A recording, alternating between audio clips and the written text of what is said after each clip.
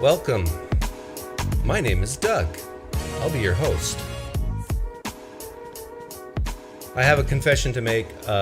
This channel is owned by the PineCreek Wichita home office in Wichita, Kansas.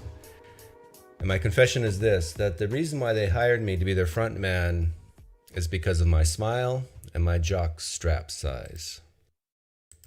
But you know what? The Lord gave me my smile and my jock strap size, and it's not my fault, and I'm going to use it.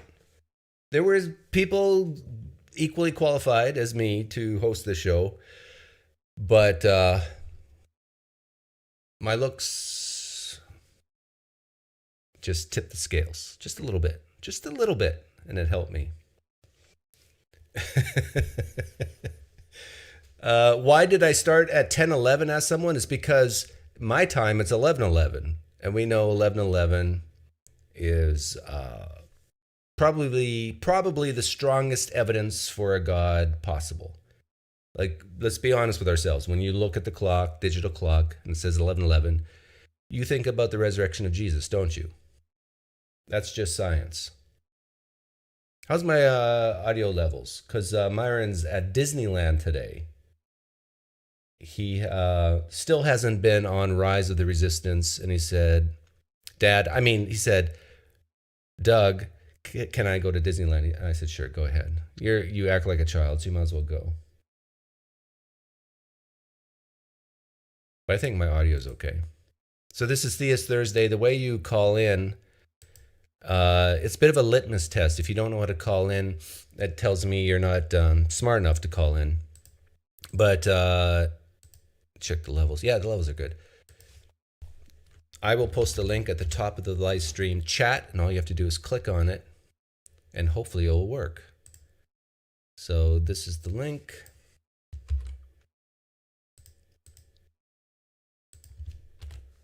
Audio's good. Thanks, James. Cool kid. And I'm going to pin the link. It's now pinned, so now the room's open. While we're waiting for Theist to come in, let me vamp off the top of my head. What I was sort of thinking about this morning was,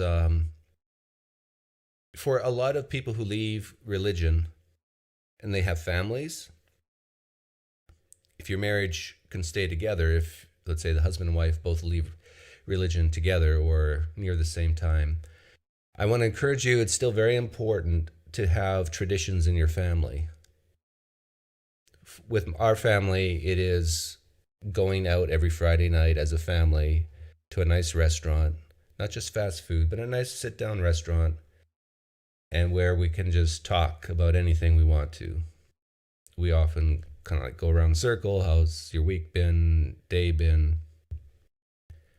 And it gets a sense of who the family is. Because this is the advantage that religion has, I think, on non-religion. It's the sense of who you are as a person. And if you're not raised in a home, in a family where you don't know who you are, you're like a little rubber ducky on the ocean. You just, whatever wave comes, whatever's popular, whatever the peer pressure is at the moment, your kids are going to follow. But if they have a solid foundation of family tradition, the Jewish people are really good at this, by the way. They probably are the best at that, of having this these traditions. It really does help. I think that's just science. You know, that's my public service announcement for the day. I could probably bring up a lot of videos that we could look at. Someone mentioned something about demon possession. I mean, I'm not the type of person to go for low-hanging fruit. Right? No, I've done that.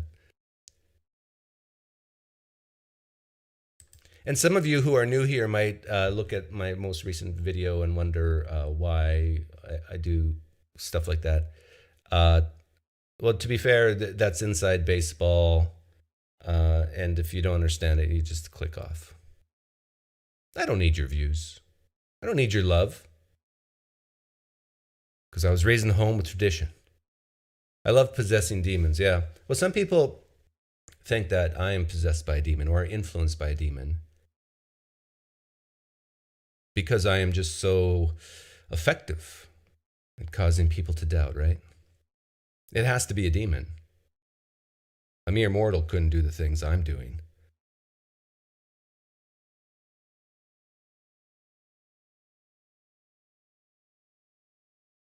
My clock says 9/11 all the time. Uh-oh, that's not a good sign. There's no way Myron makes enough for Disney. Does he have a side hustle? Well, yes, Oak River, great question. Myron, for those of you who don't know, is my employee. I have one immediate employee. The Wichita home office, I think, has like hundreds of employees. They know every person in the live stream. They do research on every person who comes in here. So we know everything about you. But Myron, yeah, he's sort of like my Down syndrome cousin. You know, it's like you kind of pity him in a way, but yet his smile lights up the room. He's a very happy guy. But he's definitely not worth the $5 an hour that we pay him. So he does have a side hustle. Should I say what it is? Let's put it this way. That boy can dance. Oh, can Myron dance? He has a stack of singles in the corner of his office over there. And then he goes to Disneyland and he goes, makes it rain. So if you're a theist, call in. Links on the top. Hey, Rob, thanks for the $2. CC is live now on the most cringe conversation story. Capturing Christianity? Okay. For $2, I'll type in his name. He is live right now. Uh-oh. God, but it would have been easy to do that. But what did happen was the fact that that hour went by much more quickly than what I had anticipated. I was anticipating an agony, and that's not what happened. I was my interview with a real Vatican exorcist. Oh, this is like, I think Cameron's most popular live stream or video is about exorcism. It's amazing how many people are interested in this. As Christians would say. 6 hours later, I had the start of my next shift. And again, nothing extraordinary happened, but I was surprised how quickly the hour went by. And there was definitely a sense of peace, a peace that began in that first shift, but it wasn't an overwhelming peace. It was just a peace that was strong enough to take away a kind of anxiety that I was experiencing, wondering, how am I going to kill an hour doing nothing? Whenever I bring up Capturing Christianity's live streams, I always love to rub this into him. Look at this. He has 168,000 subscribers. I have a Peasley 17,000. And I just started 10 minutes ago. He started 20 minutes ago. You know, it always ramps up over time. And I still have more. Like, hey, followers of Captured Christianity, where's your loyalty? Are you just flag-waving phony subscribers? Look, and his numbers are going down. Are they coming here to watch? Yes, that I gave these people for this invitation, and I'm going to honor them by fulfilling my time here. Now, to be perfectly honest, Cameron, to be perfectly honest. Oh, yeah, please do. A guy with a black thing and a white collar. To hear the phrase, to be perfectly honest.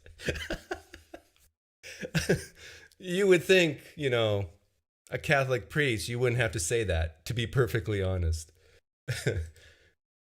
One of the strong motivators, maybe even the strongest, was the fact that if I left, then I was giving more time in the chapel to these other guys, because they would have to, 24 hours. Like, what I find interesting about Catholics, like I used to be a Protestant. For those of you who don't know, I used to be a real Protestant, not a flag-waving phony one. A real Protestant in, like, I don't know, a dozen different denominations, ranging from conservative Mennonite to liberal Pentecostal to, actually I was in a liberal Mennonite too. A liberal Mennonite denomination and a conservative Mennonite denomination. Woo! Worlds of difference. By the way, for those theists who just might have joined, I'm a conservative, so you don't have to be scared of me like, some of these liberal atheists.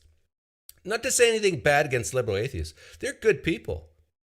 Some of them are really good people. But as a Protestant growing up, we would just laugh at these Catholics and go, what's with all these idols? You got Jesus in gold and on a cross. What are these things up here, these gold things? I don't know. Awards for being honest? And some people just love this. They love the gaudy, shiny stuff in the church. Well, okay, to be fair, I like it too. I mean, who doesn't like shiny things? Thank you, Daniel, for the donation. Christians love an exorcism because if it's a real one, it's the closest they'll get to an encounter with the supernatural, since God is less willing to show up than demons are. Oh, that is harsh, Daniel. But I agree with you. And by the way, I like your name, Daniel de la Noche. Daniel de la Noche. You sound like a hitman for some mafia. Who do we need to take care of this guy? Let's call Daniel de la Noche. But yeah, it seems like demons show up in the Catholic circles more than God does, more than angels even. Huh. But yeah, it's like I could pay actors to fake demon possession. And I bet you a guy like this could not tell the difference. Received the gift of faith, and I've never doubted it. And I look back at that moment often, frequently.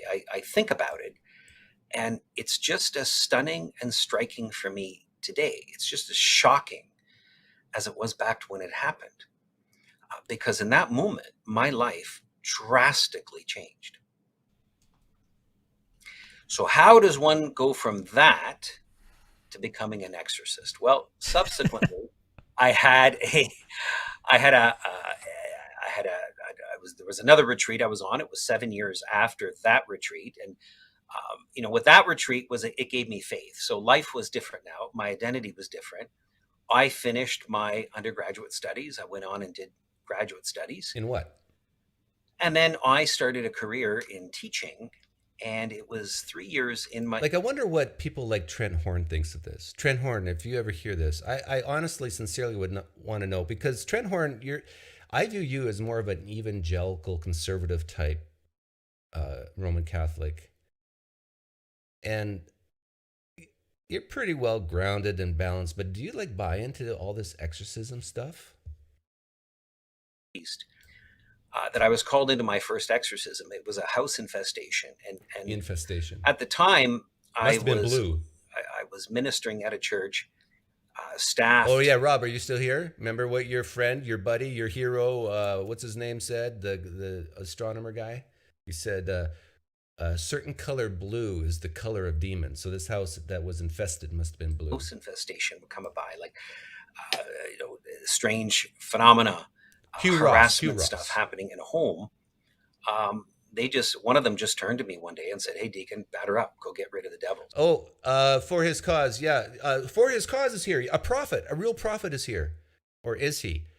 He prophesied, we're approaching 8 months ago that something amazing will happen in my life and that I will come to an epiphany or something.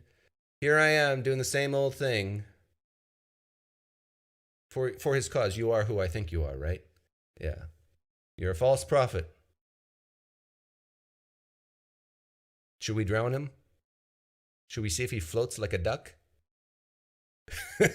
Whether in a thing, in a location, he's there for a reason. Don't diss. I'm not dissing you, Rob. I'm laughing at him. You know exactly what I'm talking about, and my guess is you even go, Hugh, don't say that. Don't say that the color blue is the favorite color of demons. And don't make me drag this up. I mean, I got the video of him saying that. For the family that was living there. And then how did you become, how did you get sort of deeper and eventually become an exorcist yourself? Right. So then, yeah, I that progressed.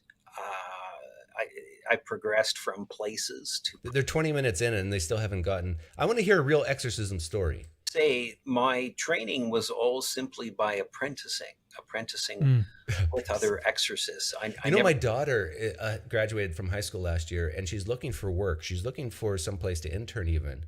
Maybe my daughter should look into exorcism, to intern as that. I got to mention that to her. Thanks for the donation, Brian Stevens. I gave Cam money. I doubt it. He will read the super chats. I know Myron will ensure you read my super chats. Yeah, I'm reading it right now. And we have a caller. Hopefully it's going to be a theist. Whoa, loud. David, Hello? Hi, David. Can you hear me? Yeah, can you hear me? Yes. I'm hearing that you're doing the dishes or typing on an old-fashioned 1980s typewriter. I am doing the dishes. Oh, am I good or what? You are amazing.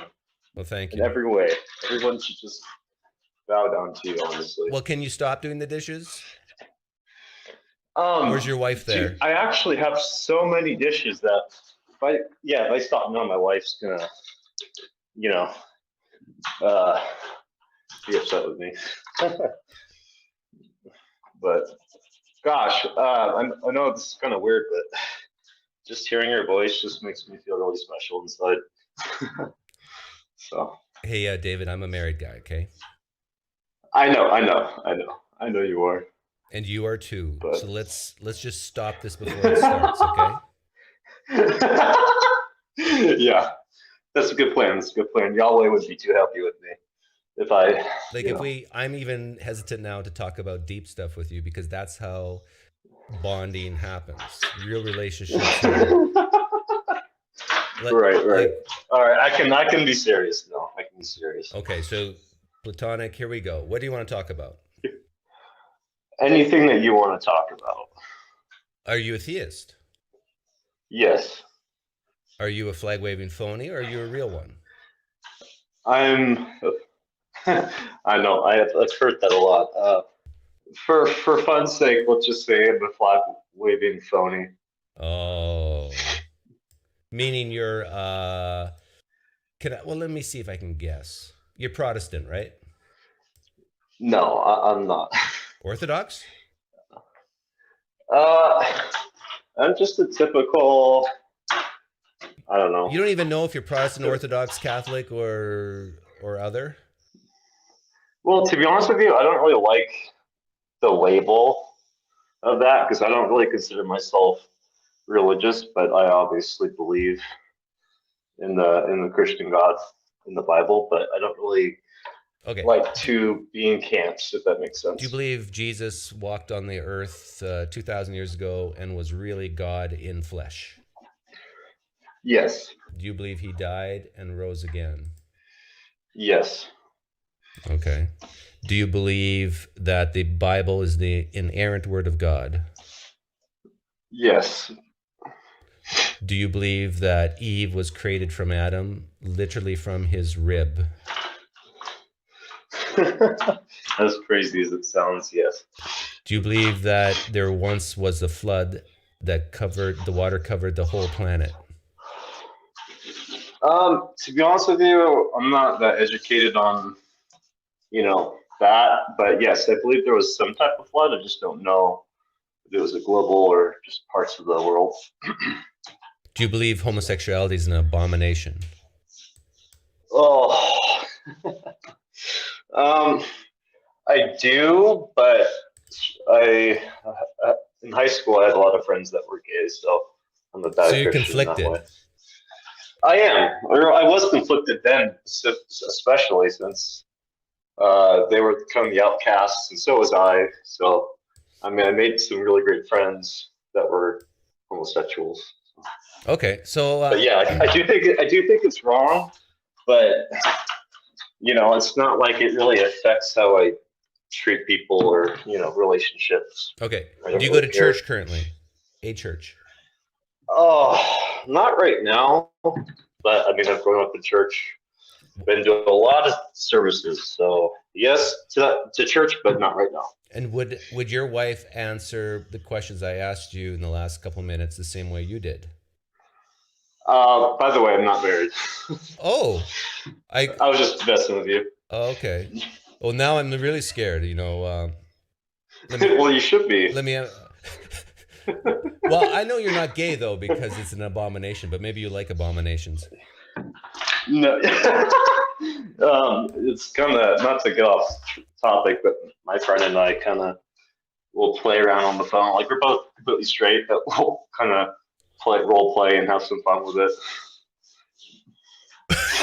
Like, we're really silly and weird guys. Like, I remember I have a David and Goliath tattoo on my chest, and I remember when he got it, he was like saying, "I'm going to slay your Goliath tonight," or something like that, and I just laughed hysterically. Okay, so what I'm hearing you say is you're a very conservative, fundamentalist Christian who has homosexual leanings.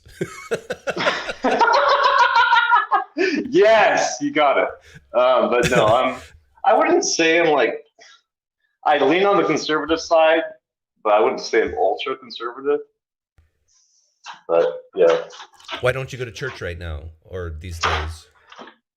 Oh, gosh, I feel like I've been to every church for the most part around here. And I've just been to church so much, and I've listened to so many sermons, and just kind of burnt out on the whole church thing. So I'm a bad Christian for doing that, but it's just the truth. So the church just bores you? Yeah, I'm just not enjoying it. I kind of find the conversations boring and stale, and the sermons. I mean, just like you, I grew up in a Christian home, so I mean, we've probably heard the same sermon a million times, right? Yeah. At least for the most part. So. Okay. Now, would you say you love Jesus? Yes. Like a lot? Yeah. Yes. Okay. And would you say you need Christianity? Define need. That you like in this, you would find it tough to live without it. I know this sounds kind of dumb, but can you find even that like tough living without it? Okay, let me ask you it a different way. What would happen if by the end of this conversation with me, you left Christianity and tomorrow you woke up as a non-Christian? How would your life be different?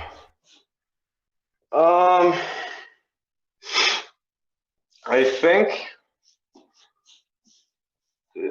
think little things like, I think I'd maybe be a little bit less honest.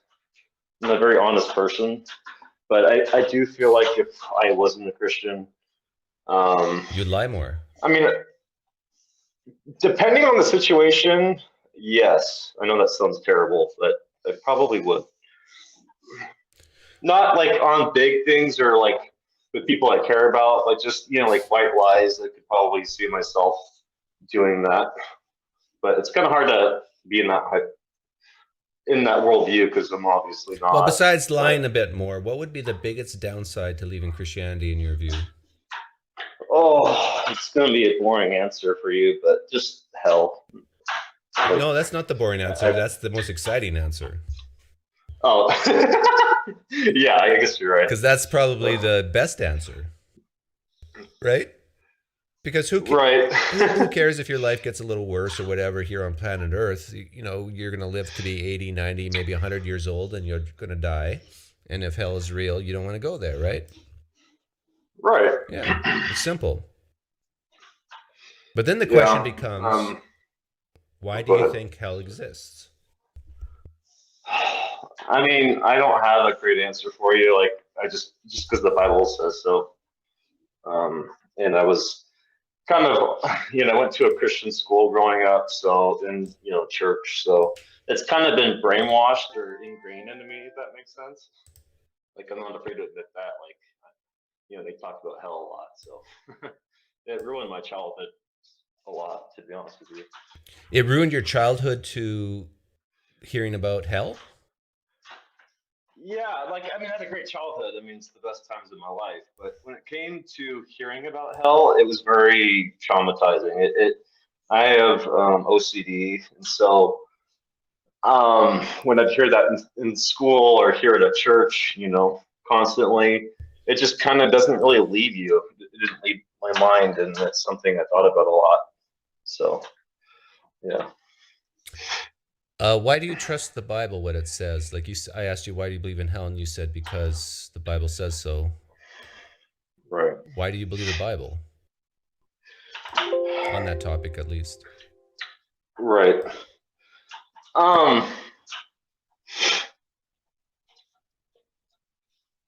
I believe it just because I know. I mean, like, I've watched your videos. I listen to them while I'm working. That's what I'm doing right now. So, like, I'm very familiar with your questions, and I don't really have a great answer for you. Just the fact that I believe God is real, and I believe the Bible is inspired by Him. But why? Why do you believe these things?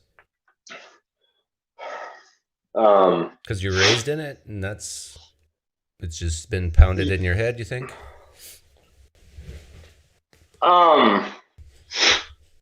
Yes, like, I was raised in it so much that yes, that's what happened, or that's what did happen.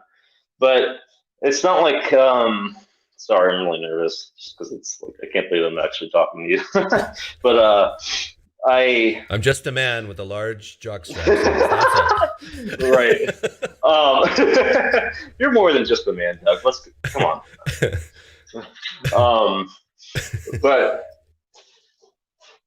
to be honest with you, I mean, I don't want to get into my life really, but just when I was a teenager, high schooler, I questioned, everyone questions their traditions and their faith, that they're raised in it. And so I questioned it for 3 years, and I was pretty much done. I believed in a God, I just didn't know. You were done with Christianity at one time? Yes, yeah. I was angry with God, and so then I was curious, like, okay, maybe God, the Bible isn't really real. It's all bullshit, etc. Sorry if I cussed.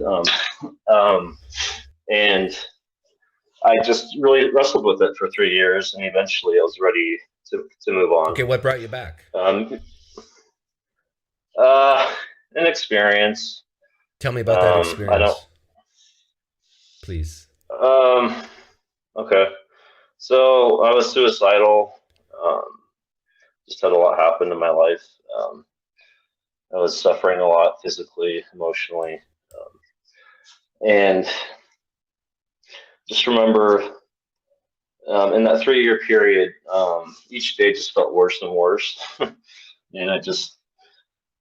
the best way to describe it to you, I just kind of felt tormented emotionally. Like, it was just, I was very depressed and just didn't think life would get better. And so anyways, there was this one day where I just was kind of like done. I was like, this life sucks. And my friend at the time, who I grew up with, stepped out of my life, walked away. He heard a rumor in school, and it was just a rumor. It was just gossip, but he was insecure at the time and believed it. And, he cared what people thought, who he'd be around. So he stopped hanging out with me. And anyways, I just felt this need to call him and just kind of pour out my heart to him, because I loved him very much as a brother.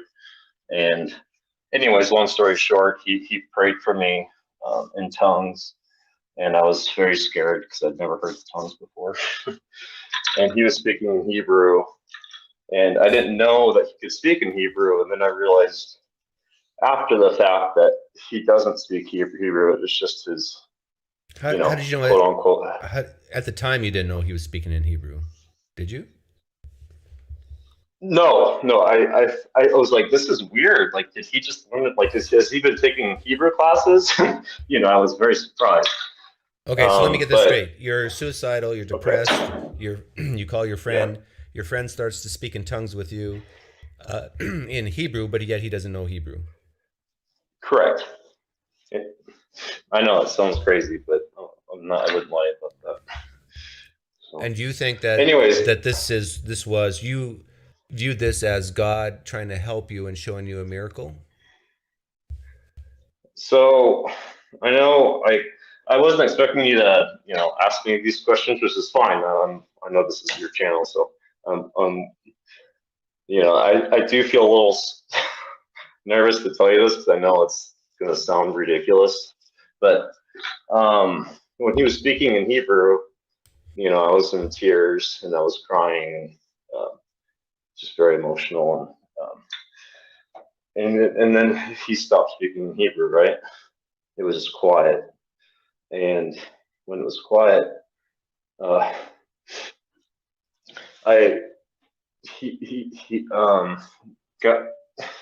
he was yeah. So basically he was speaking in Hebrew, it stopped, and then this voice was speaking through him, and it was not his voice, which I know that sounds weird or ridiculous, but this voice was like very deep, very almost kind of like a volcano, I guess. And it was telling me about certain things that I'd done in my life, certain thoughts that I had, certain emotions that I felt, and it just scared the shit out of me because I was like, how does this being or this voice or how does my friend Brandon, how the hell does he know these things? What's going on? And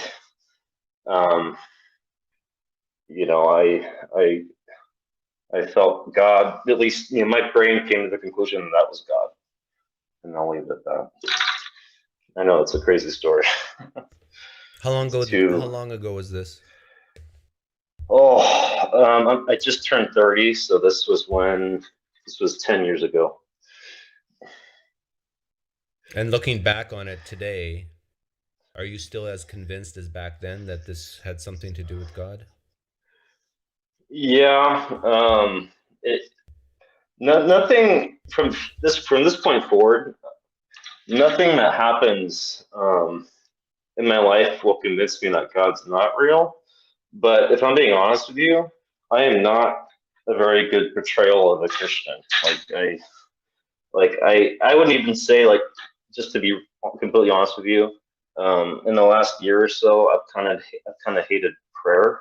Kind of been angry with God on a lot of things, and I haven't really been that good Christian in a way because I challenge a lot of the things that the Bible says and the things I was raised with. And I just kind of question a lot of the things this this God of the Bible apparently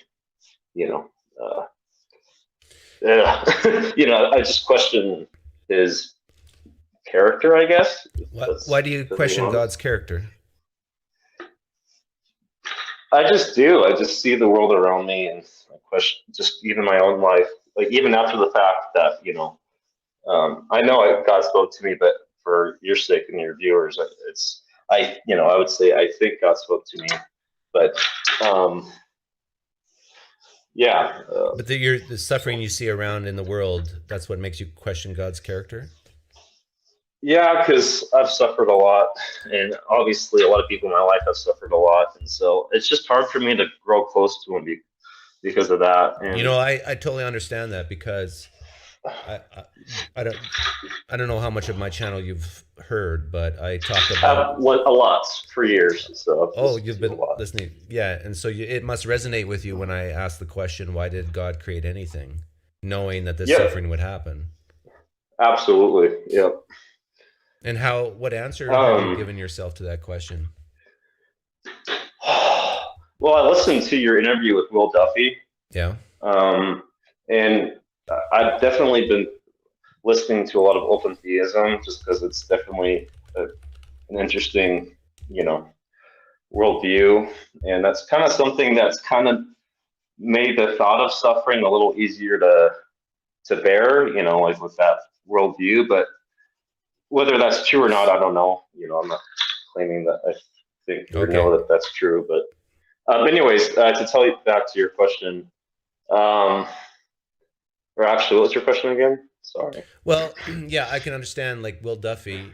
The fact that you brought up Will Duffy's name tells me that you're not trolling me right now. That you honestly have. No, Yeah. I'm very, yeah. You Yeah. are familiar with my content for years. Um, and I do agree that open theism, saying that God's foreknowledge, that God only knows what's knowable, not things that haven't happened yet. So maybe God said, "Oh man, I'm shocked. I'm surprised at all the sufferings in the world. I didn't see that coming." But to me, that's still a problem Right. because if God knows the knowable, he has to be a very darn good predictor.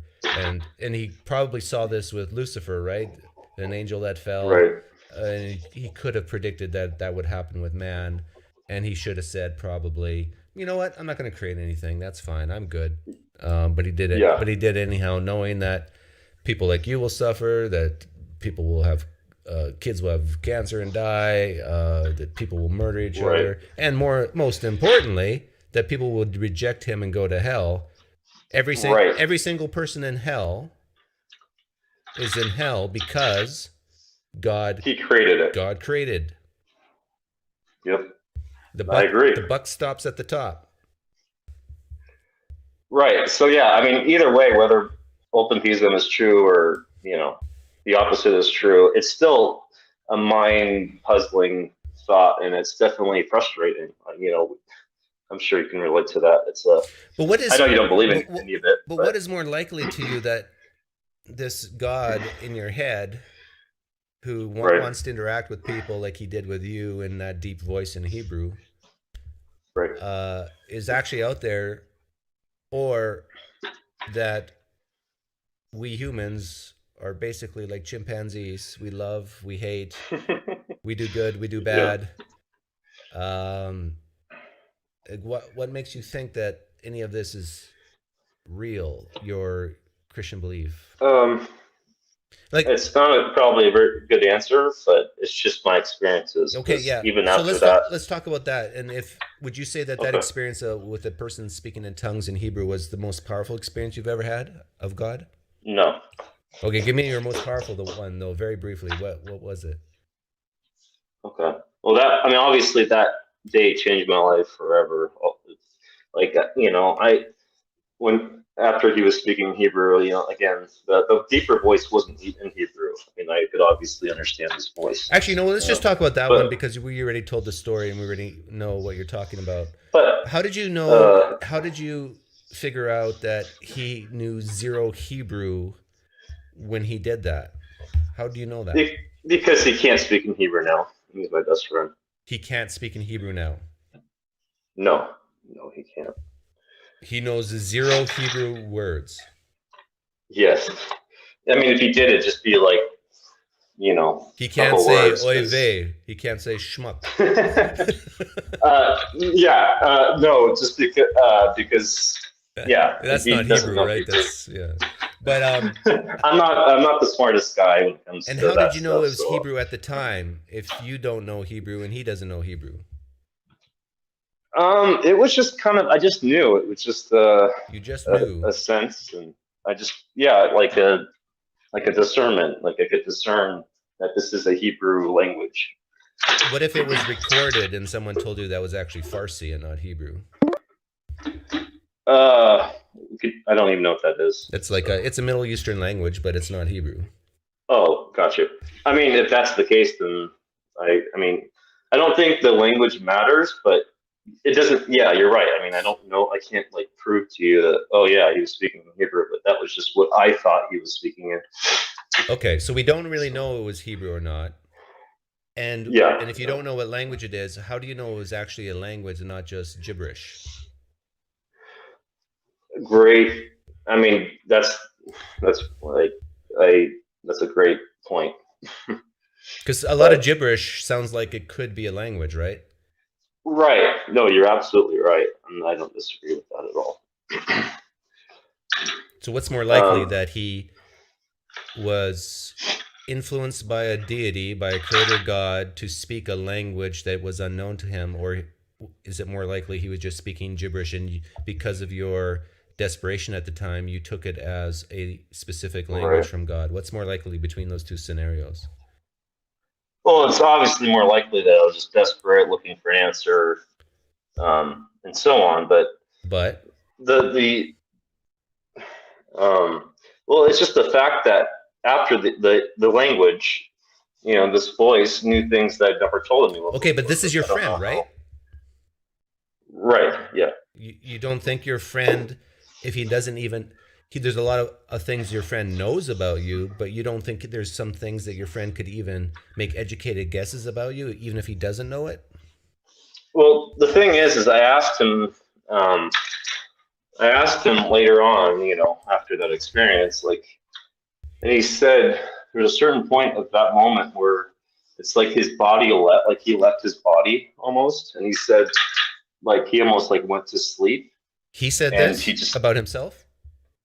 Yes, because he was obviously there, and he said basically that there's no way that could have been me, And I know I can't prove that, it's just my story, but it just kind of makes sense. The voice wouldn't be him because it sounded nothing like him. And how would Brandon know those moments or my thoughts, if that makes sense? Because this being told me things I'd never told anyone before. Sometimes when people speak really confidently or really slowly, it sounds like their voice is changed in intonation in levels. If I see, I've even done it here on my channel. You probably remember times where I'll say something like, I don't care, right? Yeah. So I'm just speaking slowly, confidently, and maybe loudly, but have I really spoken any deeper? Well, maybe a little bit, but how do you know that sort of thing wasn't happening? And because of your psychological state, right? You already have in your head that this is from God, and so now you're imagining what God would sound like. Yeah, but the thing is it was going so fast that there's no way my mind I guess could come to a conclusion in that moment because I was in shock. And I just it doesn't make any sense, and no one that would hear this story would really get much from it. I don't make this story to say that this proves anything. It's just with my story, it's really obvious that my friend remembers that day like it was yesterday. It was just as much of an experience for him as it was for me, because we were like, what's going on here? Well, let me ask we don't tell anyone because it wouldn't make sense. Let me ask you this, because you've probably heard me do this a lot. It's called the Outsider Test for Faith. Name a religion that you deem false. Can you think of any religion in the world that you think is wrong, at its core? Well, I think you would know the answer to that. Yeah, but you pick one. It doesn't matter. Mormonism. Mormonism. Okay. So a Mormon guy is feeling down, depressed. He kind of given up on Mormonism. His Mormon friend calls him and starts speaking in some gibberish. But the Mormon guy who's depressed feels like the guy's speaking some ancient Egyptian script or whatever, because that's related to Mormonism, and feels that this is from God encouraging him. And then the guy who's doing the speaking of this ancient Egyptian type talk says later that I felt like I was leaving my body, because there's this I'm really helping my friend, and so he gets this dopamine rush. But anyhow, these two guys, these two Mormons, they join our live stream right now here, and they say, I am extremely confident that Mormonism is true, and here's why. And they talk about this experience. What would you think that's a good reason to say Mormonism is true, that their God is real? I know you're not going to like the answer because, it's kind of hypocritical, but I would say no. Okay. Why? I totally know where you're coming from. I've listened to lots of those conversations that you've asked. Okay, and I think you even know why, but you see. Oh yeah, absolutely. It's a great So you point. see the hypocrisy in it. You see that. I do. I do. So then the question is, it's screaming at you. Why would you believe or be confident in your belief based on this then? Because of the experiences I've had even after that. But we could layer on experience after experience after experience. If they're all similar to this one, we're back to square one. Right? Right. Yeah, I don't think my story would convince anyone. You know, I'm not telling the story to like, oh yeah, it shows God's real. Like, I don't think any, you know, the Bible or even my experience, I don't think can like show, you know, I mean, okay, I understand. Does that make sense? Like, yeah, I understand what you're saying. It wouldn't convince anyone who didn't have that experience. But here's the $1 million question: if it wouldn't convince an outsider, why should it convince you? Again, it's just, I mean, it's again not a fun answer. It's just but because you felt you know, because you experienced it.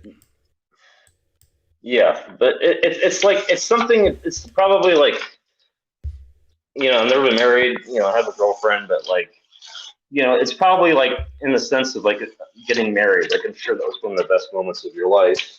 Oh yeah, it was an experience. It was real, and but it was shared as with weird or as strange as it is. Oh, sorry. I was just going to say it was shared with 500 other people. Right. I know you actually had people there. You can, yeah. And some of them probably didn't even like me, but like my wife. So we got some bias correction there, right? Right. Yeah, I mean, again, my answers aren't going to really be that satisfying. It's just an experience that I'll never forget, and it will forever be in my mind. Yes. Okay. Even if I told you I'm struggling with God and just the thought of praying to Him and talking to Him, because you know it's hard to be a Christian. I mean, if anyone says it's easy to be a Christian, it's kind of an idiot, because it just sounds so ridiculous, you know, to the human mind. As you know, you know the verses, you know. Yeah. You know, all the interviews I've heard you listen, like I know it all. That you know. But yeah, sorry. May I ask what made you suicidal in the first place? I've had 2 back surgeries, and I had a brain. I had basically, in a way, like an amnesia. I kind of forgot how to read and write, and I had to relearn all that. Oh wow! For about a year. So you've had a real tough time. It was just, yeah, no, it was the worst years of my life.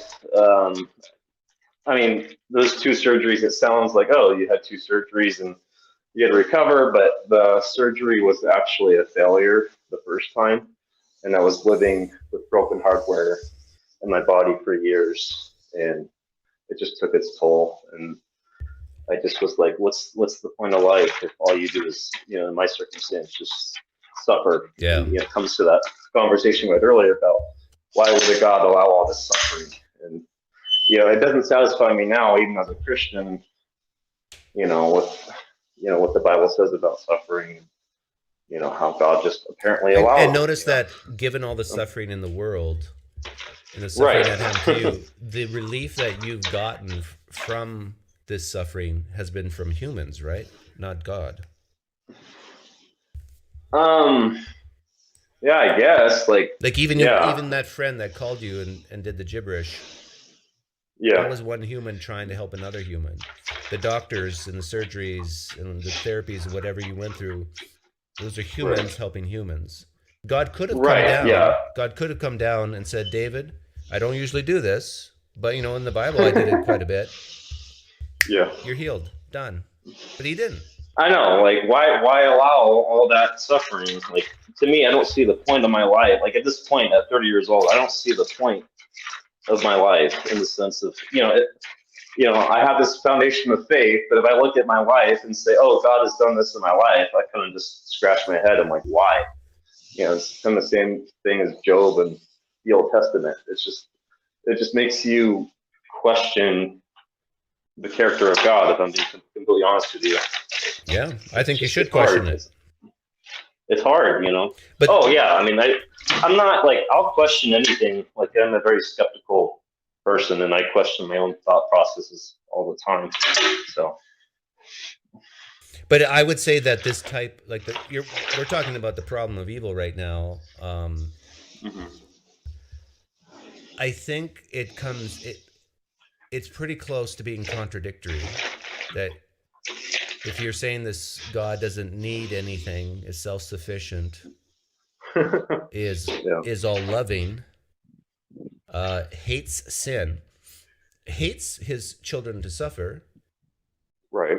I think it's a contradiction that this same God would create anything.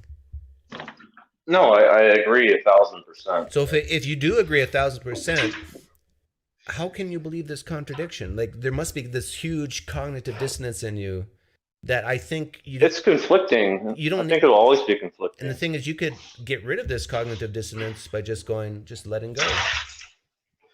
Like, do you think this? I know. I wish I could, but I can't. Okay. I can't.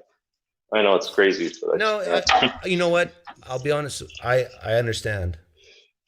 I understand what you're saying. That it's tough to just let go. Like, right. Like, if I just go based on the Bible alone, if from my perspective, I believe God spoke to me, right? But if I didn't have that experience, or the experiences afterwards, there's no way I'd be a Christian. There's just no way. Like, I would abandon my faith, without a doubt. Yeah, but there's like, a lot of false religions that you deem false that would say the same thing. Yep, very true. Yeah. Yep, I know. That's what's the But anyhow, David, I should let you go and let other callers on. But is there any one question you want to ask me? Oh, there's millions of questions, but hang on, Matthew. I'll let you in soon. Well, first off, I appreciate your time. I know there's a lot of people that call you. But other than that, kind of a dumb question, but when you were a Christian, who was your favorite character in the Bible? I don't know if there's anyone that you thought was kind of cool or great question, interesting, or if you could like have a dinner with someone tonight and you could bring someone back from the there's a simple answer. Sorry. You know what it is, right? Well, I mean, yes, I know. But besides Jesus, besides Jesus, napkin in the fire. Okay. Yeah, just a normal human being. I know you think he was normal too, but just play with me for a second. The first name that pops in my head is Lazarus in the Gospel of John. Oh, that's interesting. Just because of the death experience. Yeah. Well, he was dead for days. He stinketh. Right. I would love to have dinner with him and ask him, so where were you those 3 days? When you were dead. Right.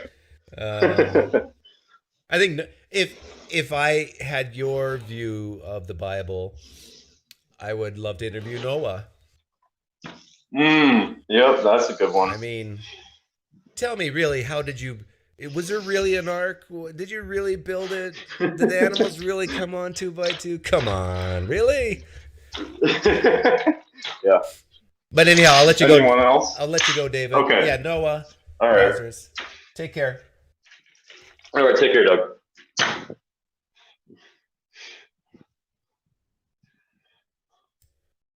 Okay, Matthew. Hey, Matthew. I can hear you. I'll let you catch up. Make sure your YouTube screen is off. Here he comes. Hi, Matthew. Hey, how's it going? Good. I can hear you. I can see you. Oh, great. You're a theist, yes? Yes, I am. Yeah, and I joined. By the way, I am not a long-term listener.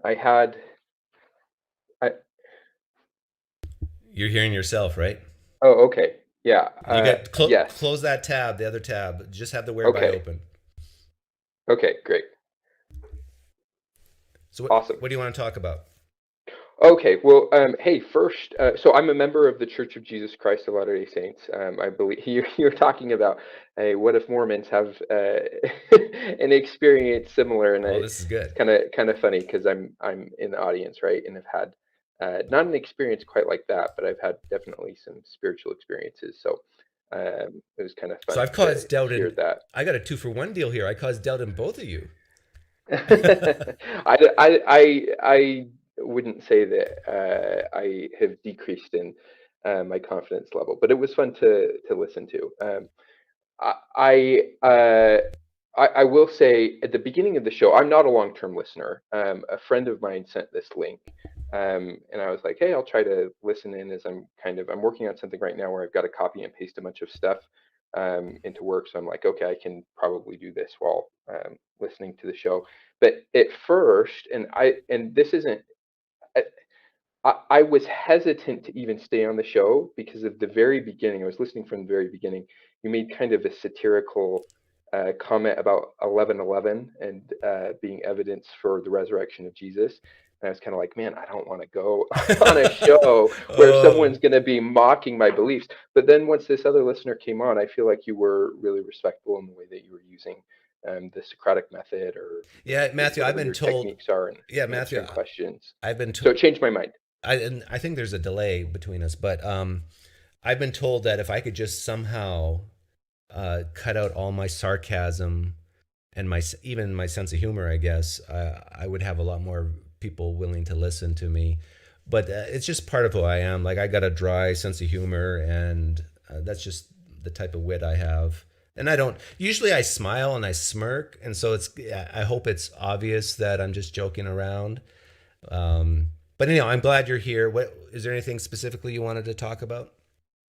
No, I am fine with any questions that you want to ask. I'm happy to tell my story about like why I'm a member of the Church of Jesus Christ of Latter-day Saints or what I believe in. I'm not sure. Again, this is my first time listening, so I don't know Okay. if you're looking for anything in particular, or if you're just looking for like somebody to ask questions to that is a theist. But I'm a theist, and I'm Okay. here What would to. you say is the core thing about Mormonism or Latter Day Saints that if it weren't true, the whole it becomes a house of cards, and Mormonism would definitely be false. Like, what's that linchpin in your view?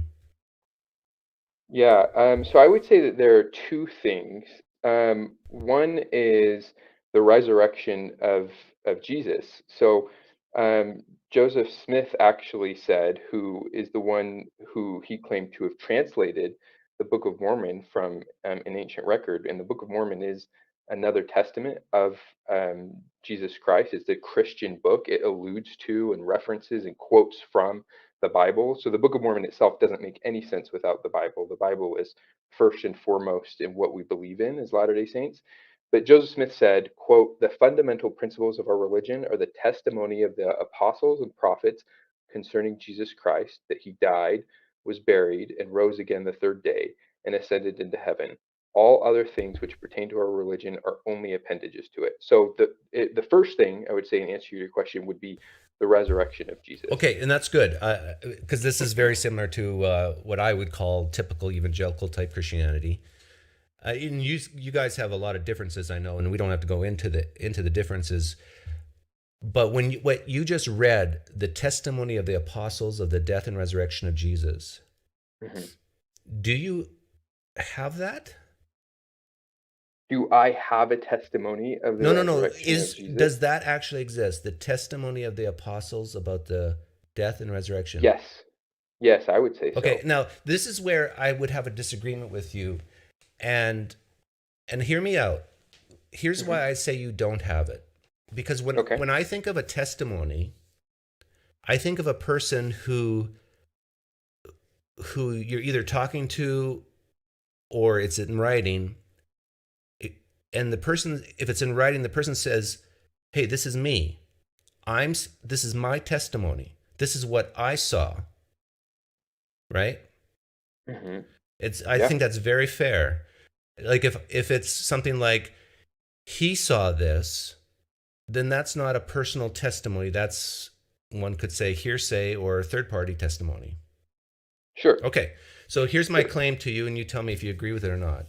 That besides the Apostle Paul, you don't have any personal testimonies of the death and resurrection of Jesus. No, I would fundamentally disagree with that, and I'm not going to make an appeal to the New Testament. As a member of the Church of Jesus Christ of Latter-day Saints, I believe in living, modern prophets and apostles, and that included Joseph Smith, and he gave a personal written testimony of seeing Jesus Christ, along with Sidney Rigdon, Oliver Cowdery, and others that are modern apostles of Jesus Christ. So, and I could make an appeal to the New Testament as well and the historicity of the Gospels, but I think that's a little bit more complicated, and so I won't do that. Okay, you know what? I love what you said there. And I'd love, and it's kind of devilish of me, excuse me for saying that, but I love it because the testimonies that you're bringing forth right now, I do believe are more powerful than the testimonies of the New Testament.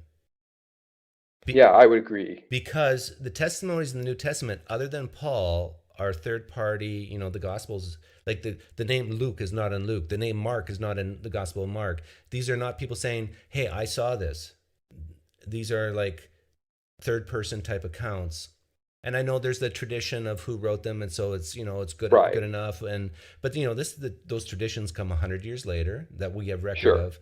And so what you just said is exactly the criteria I'm looking for. That, hey, I'm Joseph Smith, and Jesus appeared to me.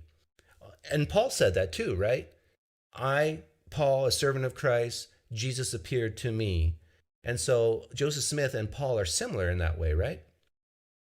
Yeah, yeah, definitely. Yeah, I would say so. Actually, there are some cases where, like Joseph Smith, in what we call his first vision, which is his first time seeing Jesus Christ, he actually appeals to some of the language of Paul. He says, I felt a lot like Paul in defending my testimony of the things that I saw. So yeah, yeah, definitely. Were there other people around Joseph Smith at the same time when he saw Jesus? Yes, not that first time. That first time he was alone. But there's a section of scripture that we call Doctrine and Covenants. In Doctrine and Covenants, chapter 76, that's another time where he sees Jesus Christ, and Sidney Rigdon is having that experience with him and is a second witness to that. And then there's another time that is in a temple, a sacred space that we call the Kirtland Temple, where he sees Jesus Christ and other dead prophets who have been resurrected in the temple with Oliver Cowdery, another man who was a You know witness to what? those Oliver experiences. Cowdery's great grandson was on my program a while back. Great grandson? Really Yeah, interesting. yeah. But I want to be clear. When you said this experience of seeing Jesus, would you say it's like they experienced it the way we're experiencing each other right now? Or is it a spiritual type experience? Like, did they actually see flesh and blood and bone and... Okay, so in this, I just looked it up. I just wanted to get the exact wording here. Oh, no, this isn't it. Okay, but Sidney Rigdon, and I think Joseph Smith may have said something similar. I thought I found it, but I don't think I found it. Said that they couldn't tell if they were in the body or seeing it in vision. So it seems to be more of a visionary experience than an actual literal physical experience. But either way, it was so real to them, it was difficult for them to tell.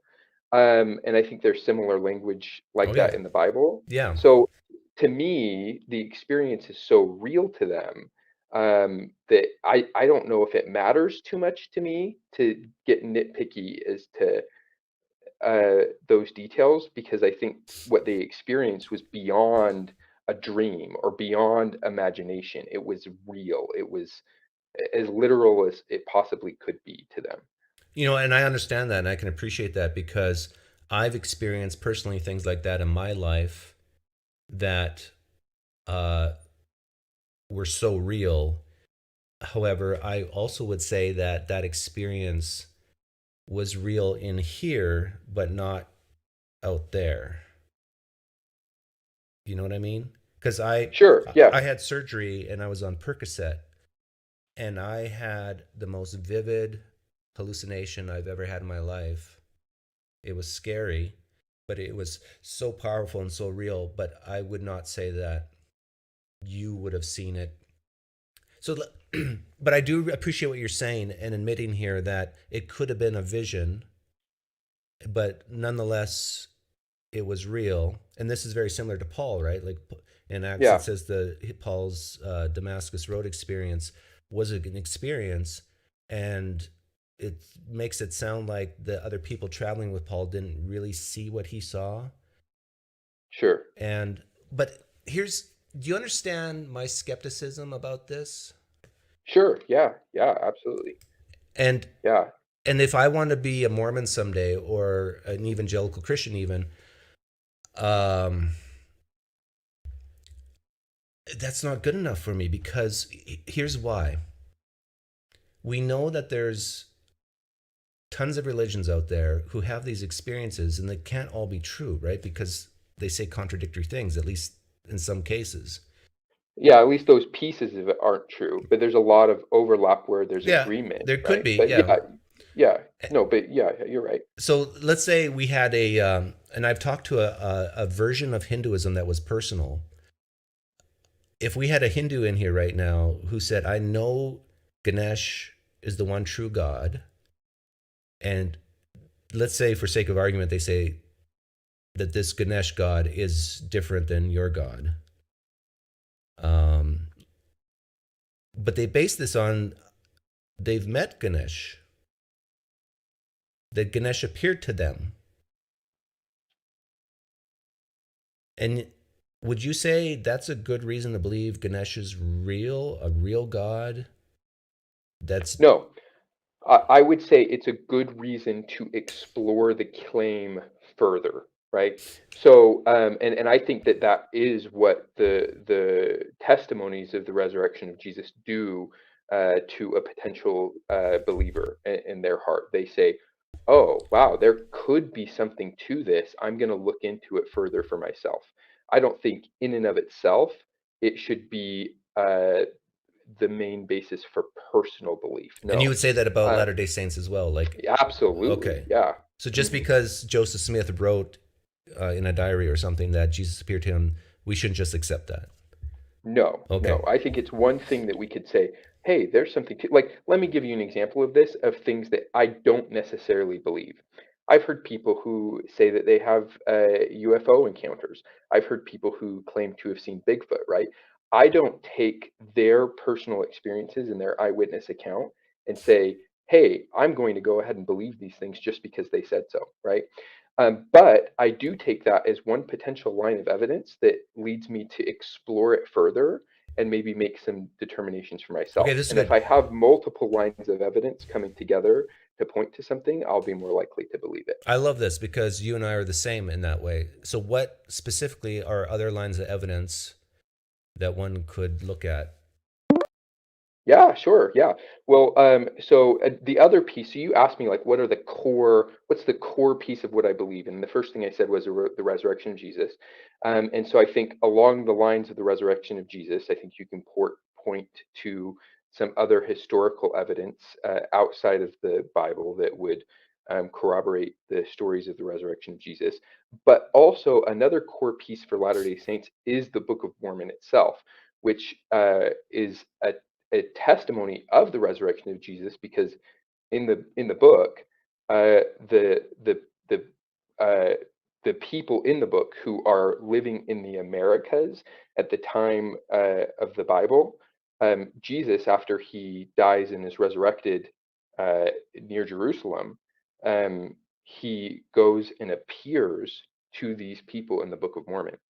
And there are other evidence that points to the historicity and validity of the Book of Mormon. I won't get into all of that, but you could look up Here's Book a very of Mormon simple Central to find a lot of evidence. One compelling piece of evidence is chiasms for the Book of Mormon. And then, sorry, I'll just say one more thing. I've had my own personal spiritual experiences as well that Okay. help me to feel like this is true. So Okay, and I want to make sure I'm understanding you correctly. You're saying that besides Joseph Smith himself saying that he saw Jesus, we have the Book of Mormon and we have the Bible all talking about other people that saw Jesus. yeah, and outside of the Book of Mormon itself, there is evidence pointing to the legitimacy of the Book of Mormon. And this would be these literary chiasms you're talking about? Yeah, that would be one. Okay. Yeah, that, to be honest, that's not powerful for me, because I would very simply say that, you know, Joseph Smith kind of started Latter-day Saints, and he wrote, with, I guess, God's help, you would say, the Book of Mormon. So how do we not know this is just part of the story? And same with the New Testament. We have authors who are saying that other people saw the risen Jesus, but doesn't give exact names, like the 500, for example, says Peter, but, you know, Peter's never recorded in the New Testament saying he saw the resurrected Jesus. He maybe implies it, but doesn't come out and say it. I could say that this is just part of the religious story.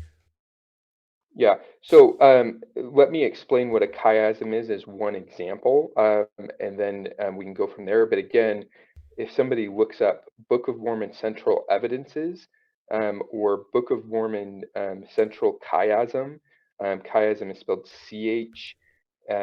I-A-S-M. Yeah, thank you. C-H-I-A-S-M. IASM, thank you. So Joseph Smith's chiasms weren't formally discovered and documented in modern literature until I think like the early 1900s, which is after Joseph Smith's time. And there's absolutely no evidence that he knew what they were, but it's a literary device that was used by ancient Hebrews and is all over the Bible. And it also is in the Book of Mormon, which Joseph Smith would have had no way to know to introduce those, and he never talked about them. Explain And to that's people just what one chiasms actually of are. many. Like Sure. it's basically a literary technique where let's say you have a paragraph, the first part of the paragraph sort of mirrors the last part, the second to last part, the third to last part, and then the middle. Is that what you're talking about, chiasms? Yeah, so it's a Hebrew literary device that it's one line it ends in a certain way, and then the next line ends in a certain way, and it goes in reverse order. So A, B, C, B, A. Yeah. Okay, now we see a lot of movies like this even today, where the opening scene is a certain way, and then at the very end, after the climax, the movie ends the same as the opening scene, which is sort of a chiasm within a movie. My question would be, why can't humans just do that without any, like, what does this have to do with a God at all? Yeah, so I would say the complexity of the chiasms in the Book of Mormon are beyond just something that would be coincidental, or something that was just, oh, this is just a nice way to tell this story, or to put these verses together. Okay. There are chiasms that are coincidentally found in other literature, but they are not as complex as the chiasms. So it's the in Book of complexity that Mormon. points to God of these chiasms. It points to the historicity of the Book of Mormon, and the Book of Mormon in turn points as evidence towards God. Yeah, that just doesn't do it for me, because I've had a lot of Muslims on here before, and they'll talk about the miracle of the Quran. Have you ever heard about that? Yeah, and I have Muslim friends that I've talked to and talked about the Quran. Now, the Quran says that Jesus never died. Right. The Quran says that Jesus is not God, or at least the Hadiths do. They reject a lot of things that I think you accept, and they would say that the literary miracle, which is very similar to what we're talking about now with these chiasms, and the complexity of it, and it didn't exist before the Quran was written and so forth, that this is evidence that the Quran is from God. Would you agree with them then? I think it could be one line of evidence that makes me a little bit potentially more convinced that the Quran could be God's word given to But it Muhammad. can't be God's word But if it contradicts the Book of Mormon, right? sure. And so I would say I have a copy of the Quran and I have read from it. And the Quran is very different from the Book of Mormon. Some of those differences include the Quran has a lot of advice and has a lot of retelling of stories that already exist in the Bible or reference to the book to the Bible. Right. The Book of Mormon has that as well, but it also has a lot of unique characters and unique stories and long quotations that aren't found anywhere in the Bible.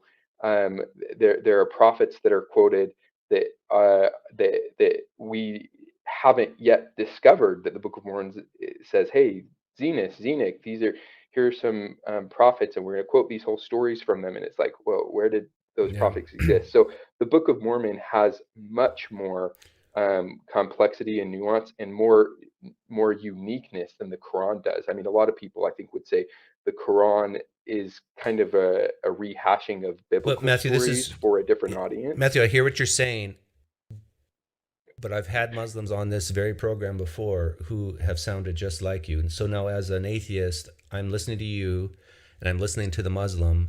Who do I believe? Because both of you can't be true. Both of you can't be right. And I think that's the perfect question to ask. And the only way to know is to, one, dig into it yourself and compile a list of what you see as the legitimate evidence pointing one way or another. And two, then test it in your own personal life. For the Book of Mormon, it says to pray to God to ask if the Book of Mormon is not true. That's in the last chapter of the Book of Mormon. And try the things that it's saying and see if you get any personal experiences with God that validate your experiences. Well, what if I did that with Islam? Pray to Allah to help me see that the Quran is his word. And let's say I do have an experience and it's deeply profound. Let's say I even have a vision of Muhammad or Gabriel or whatever.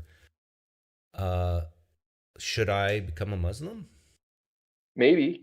I am not going to answer that question for anybody else. I can just speak to my own personal experiences and what I've experienced. And I wouldn't.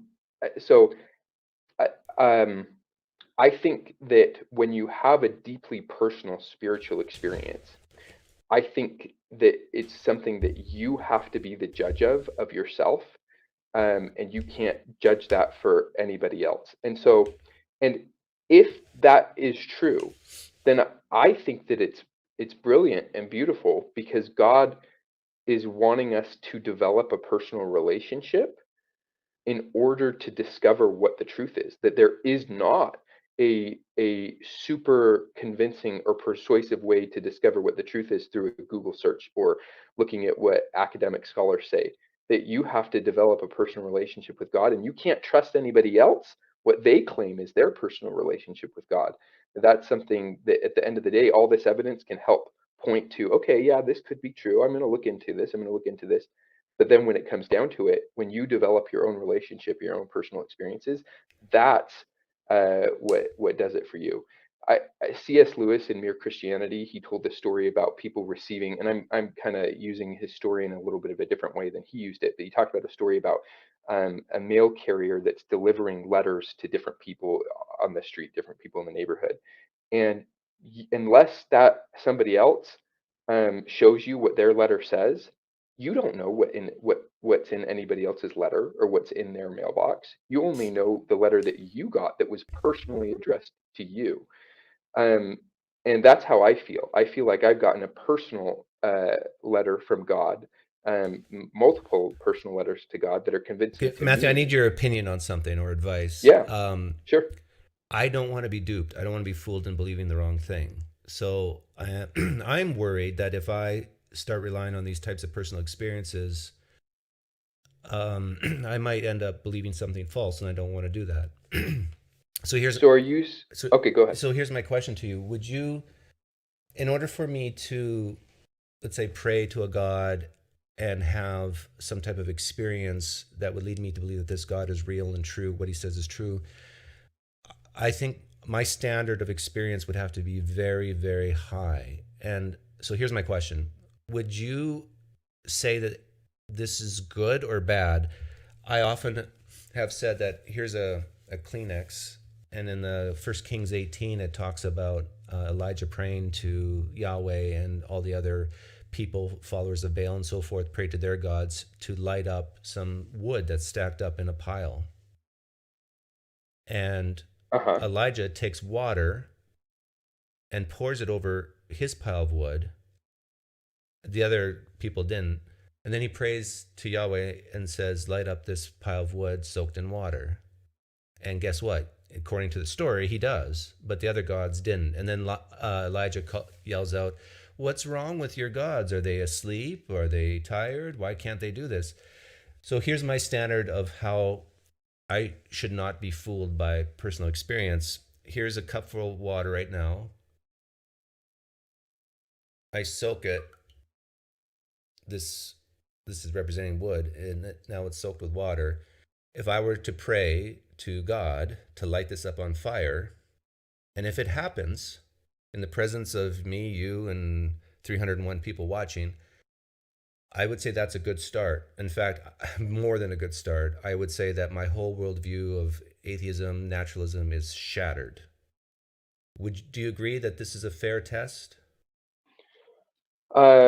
In context, and I'm very familiar with that story, and I love that story. I think it's beautiful. Elijah was an incredible prophet that did many miracles, and Jesus did as well. He healed people in front of others, and but when we put that in context of other scriptures, we understand that those experiences, sometimes God does give those experiences, and sometimes He doesn't, because He wants to see if, and this is my own interpretation here, but He wants to see if the little evidence that He has provided is enough for somebody to look into it themselves.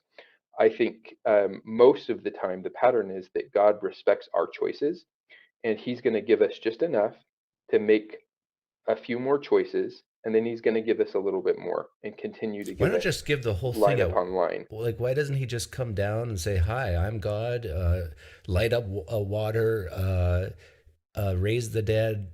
Why doesn't he come down at least like every 3 months all around the world and do this? And announce it ahead of time so we can verify it. That is a question about the purpose of life and the purpose of faith. And I think that we probably don't have time to get into that here, but if anyone's interested, I think 2nd Nephi chapter 2 in the Book of Mormon is a great place to start. Okay. But so I'm not quite sure you answered my question, if you think that's a fair sort of test. No, in context of other verses, like when Jesus said, a wicked and adulterous generation seeketh after signs in the New Testament, and there are other similar scriptures specifically to Latter-day Saints, I would say, no, that's not a fair test in most contexts. Because you shouldn't seek signs. Right. But how is that different than praying to God to help you know that the Book of Mormon's true? Aren't you asking for a sign internally? Yeah, no, that I would view that as different. And oh my goodness, I could go on about this because I love this topic. And I will try if I can to keep this as brief as possible, because I know this probably is not the purpose of the show. But so in the Book of Mormon, there's a famous sermon in Alma 32 that makes clear that we must act in order to see results. And he gives an analogy of planting a seed and seeing the results. We have to plant and nourish the seed to see what it grows into. And we don't actually end up seeing the fruit until after we've planted and nourished the seeds. We've got to take steps. So those who are seeking signs are often lazily asking to see and taste the fruit before they've planted and nourished the seed. Sign seeking is different than collecting evidence. Like I said, Jesus warned against seeking signs. To me, the difference between the two is that signs are often flashy, quick, and usually always physical. The attitude of the sign seeker is, if God exists, he must prove himself to me first before I've done any work to discover the answer myself. The sign seeker is looking for something big and grand, and an evidence collector is saying, okay, if God exists, I'm going to put in the work to discover him for myself, to develop that relationship. And I will patiently experiment with God's teaching and collect evidence over time and put it to the test and see the results in my life. Well, I'm just thinking of COVID right now and the vaccine. And if someone said, take the vaccine, and you say, well, how do I know this is safe? And they say, well, plant a seed, like take a chance. Take that first step of allowing that needle to go into your arm, and then wait and see. Versus, well, let's run studies, let's do tests, let's demonstrate that it will help. Like, wouldn't you say that is better than taking this, I don't know how you phrased it, but this first step of just...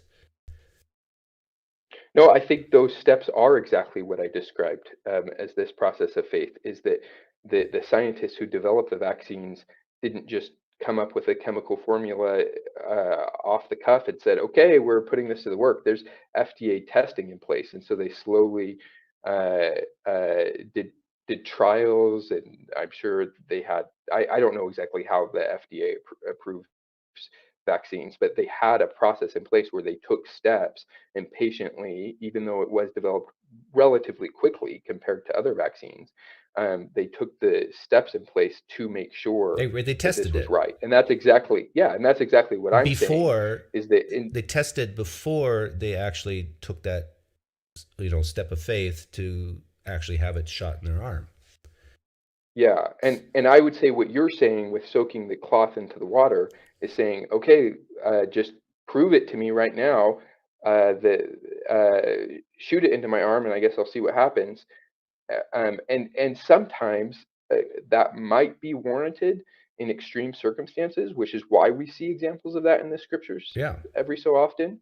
But most of the time, it is taking a step like, okay, I'll investigate this more. I will read this religious text. I will go to church. I will try these things. I will do something and see what the results are in my life. Yeah. Well, I'm glad you said most of the time and not all the time. And I guess I'm just a type of guy that I'm not in that most category. Like for me, before I'm going to make the effort to go to your church or go to a mosque or whatever, I need some...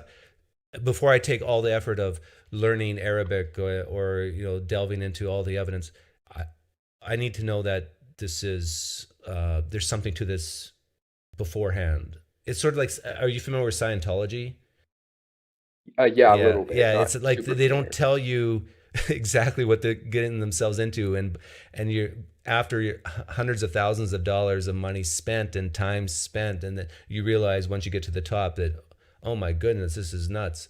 But anyhow, I want to very briefly wrap this up and talk about the differences between Mormonism or Latter-day Saints and, let's say, evangelical Christianity, because you believe God has a body, a real body, and lives in a real place. Yeah, we do. And that place is called Kolob? I am not a theologian, and I don't have I should officially say I'm not an official representative of the Church of Jesus Christ of Latter-day Saints. And I probably should have said that at the beginning. I'm just a regular average day member. But I will say that my understanding of those very brief scriptures that we don't have a lot of context on or understand is that there is a star that was called Kolob by Abraham, and that wherever God lives, it's closest to that star. But that gets into some deep theology that I don't even know if most Latter-day Saints are like. It's not something we talk about a lot, or that we're like, hey, this is a big part of our doctrine, where God lives exactly. But there is a verse in the Book of Mormon that talks about it? Yeah, not in the Book of Mormon. It would be in a book called The Pearl of Great Price, that is also just specifically to Latter-day Saints. Yeah. Hmm. But I'm not exaggerating that the Latter-day Saints do believe that, God has arms and legs Hmm. and Yeah, that lives in our is, universe somewhere, yes, but we yes. don't know where that is. But we could No, not potentially exactly. could get a rocket ship into space and actually look at it. Yeah, yeah. Does that sound bizarre to you? Well, I can understand why that would sound bizarre to others, and I think it's totally fair to point that out. But I also think it's beautiful to think of those scriptures in Genesis that said we're created in the image of God, and think, wow, I I literally am a child of God, created in His image, and that's beautiful to me. Um, Do you believe that God, as a physical being, has lived forever and ever and ever, or was he created? I I I don't know the answer to that question, and I'm not going to try to answer. I think that's something that I will discover at some point when God reveals it. But it's not something that I think I'm qualified to answer. I know that, so there are scriptures, like in the Bible, for example, that I believe in, that would point to, that would be a line of evidence that would point to God has always existed and never was created. But there are other scriptures that I feel like maybe uh, shed a little doubt on that. And I think because the answer, to me at least, is not super clear, and I'd have to do more studying. Maybe it is more clear than I realize. I don't know if I'm qualified to answer that. Okay, fair enough. And last question: if I die as a naturalist and atheist, do you believe I will live on? And if so, where, how, in what capacity? Yeah, so that's another question I would love to go into. And if anybody, and I'll try to also make this as brief as possible, but if anybody's interested in what Latter-day Saints believe about the afterlife and heaven and hell and all that, you go to comeuntochrist.org, click on beliefs, and try to explore that a little bit more for yourself. But we actually have what I would consider a very liberal view of who goes to heaven. So we don't believe, contrary to popular belief, that only Mormons are going to heaven. We don't believe that. We believe what Paul said in the Bible, that there are, um, in the resurrection, and this is 1 Corinthians chapter 15, I believe. There are people will be resurrected to different kinds of bodies, and Paul calls them celestial, terrestrial, and telestial. And Jesus said, as recorded in the gospel, there are many mansions in my Father's kingdom. And so Latter-day Saints believe that everyone will be judged fairly according to their works and according to their desires of their hearts, and that there are tiers of heaven, and that those who are living according the best they can, according to the knowledge and information that they have and how convinced they are. I respect how you would be. I think that maybe is similar to maybe how doubting Thomas was in the Bible, right? But if they're living the best they can with the information they have, that they'll go to heaven. They'll go And to a heaven degree means of like heaven. a planet. I don't know the answer to that question exactly either. And this, I think most Christians actually would probably agree with this, but there are some scriptures that say that this earth will become heaven. And so I don't know exactly how that looks like, but when Jesus returns again, does that happen after his millennial reign, after 1,000 years? And is it literally this planet, or do we go somewhere else? I don't know. Okay. But it's a good I'm just question. curious, like if Latter-day Saints are right, I want to know what's going to happen to me. Sure. And the whole African American thing has been sorted out with the Latter-day Saints. Well, our current president of the Church of Jesus Christ Latter-day Saints, he was a renowned heart surgeon, by the way, just totally tangential, but his name is Russell M. Nelson. He has publicly multiple times denounced racism. And do we as Latter-day Saints have a history of racism? Yes, and I'm not going to deny that. And I think that that's wrong, and I'll call that what it is. And I think that prior church leaders made some serious mistakes that our current what church mistakes did leaders they have make? denounced. What did they actually say? So they did not give the priesthood to black members of the church, specifically black members of African descent, and Was that this was in the their Book of Mormon, interpretation or at the time. was that? They did use some scriptures in the Book of Mormon to justify their What positions scriptures there. says that? Or Well, and this again is one of those areas where sometimes some scriptures seem to disagree with each other, but there are some scriptures that talk about some curses that came upon this family that was living in the Americas, a group of them who rebelled and were wicked. The curses were that they were cut off from the presence of God, and a sign of that curse, they had physical signs. It says that they were cursed with darker colored skin. Does that mean they were black? No, not necessarily. And but not like me. And why? Right. I'm a pasty white right. Canadian guy. Yeah, but the other family members probably wouldn't have been like you either. They probably had darker skin as well because they were Middle Eastern descent, according to what the Book of Mormon claims.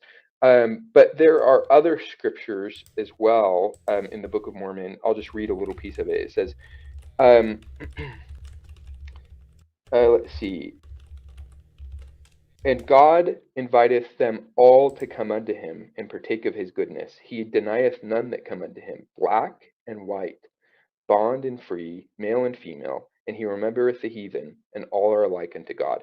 That's a scripture from 2 Nephi 26. It's also in the Book of Mormon. So I think the scriptures that prior church leaders were using to justify their racism, when you put it in context of other scriptures like that in the Book of Mormon, I don't think it was as well. And you look at the historical context of some of the things that Joseph Smith himself taught and lived, I don't think that they were really justified in their past interpretations, and I denounce that and think that was wrong, and modern church leaders have as well.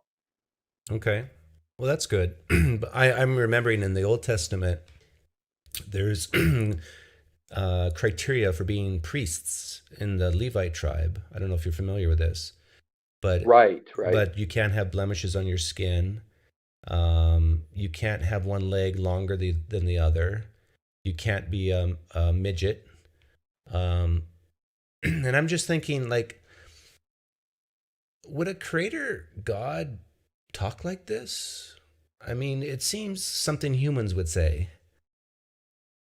Sure, yeah. And I those specific scriptures, and you're right. And by the way, those who were allowed to officiate in those ordinances and have their form of the priesthood at that time also could only be of a certain lineage. The tribe of Levi, they had to be descendants of Levi, which is racist by itself. I mean, by definition, that would be racist. Only a certain family lineage can have these certain things. And I'd have to look closer into that to see exactly how I feel, and I will. So thank you for bringing that up. Okay. And I would say my gut reaction to that would be like, yeah, I do think there's something off there. So I want to explore it more and see. And what's your exactly view how I feel. on like I'm asking you like the popular type questions that most people ask. What's your view on polygamy? Yeah, so polygamy is something that was practiced by prophets and leaders and kings in the Old Testament, and it's something that Joseph Smith that he said was revealed to him to bring back, and so he practiced polygamy and he introduced it and had his contemporaries practice it as well. And relatively quickly, it was discontinued, and we don't practice polygamy today. My personal opinion, and this probably is not the opinion of all Latter-day Saints, is that I actually do believe that God did command Joseph Smith to do that. And I personally see some reasons why I could see that as being relevant and useful for their time. But I don't think it's something that's like an eternal part of like what God wants us to do in heaven or anything, and I don't think that it's something that it's definitely not something that we practice today in the Church of Jesus Christ of Latter-day Saints. Okay. I'm just thinking like I like to ask the what's more likely question. And if I'm like how old was Joseph Smith when he got all these revelations? He was in his early 20s. I mean, he started receiving revelations when he was a teenager. He was 14, but it continued until his early to late 20s when he was martyred. I think he might have been in his 40s when he was martyred. But anyway, that it was most of the major revelations I think came in his 20s. Okay.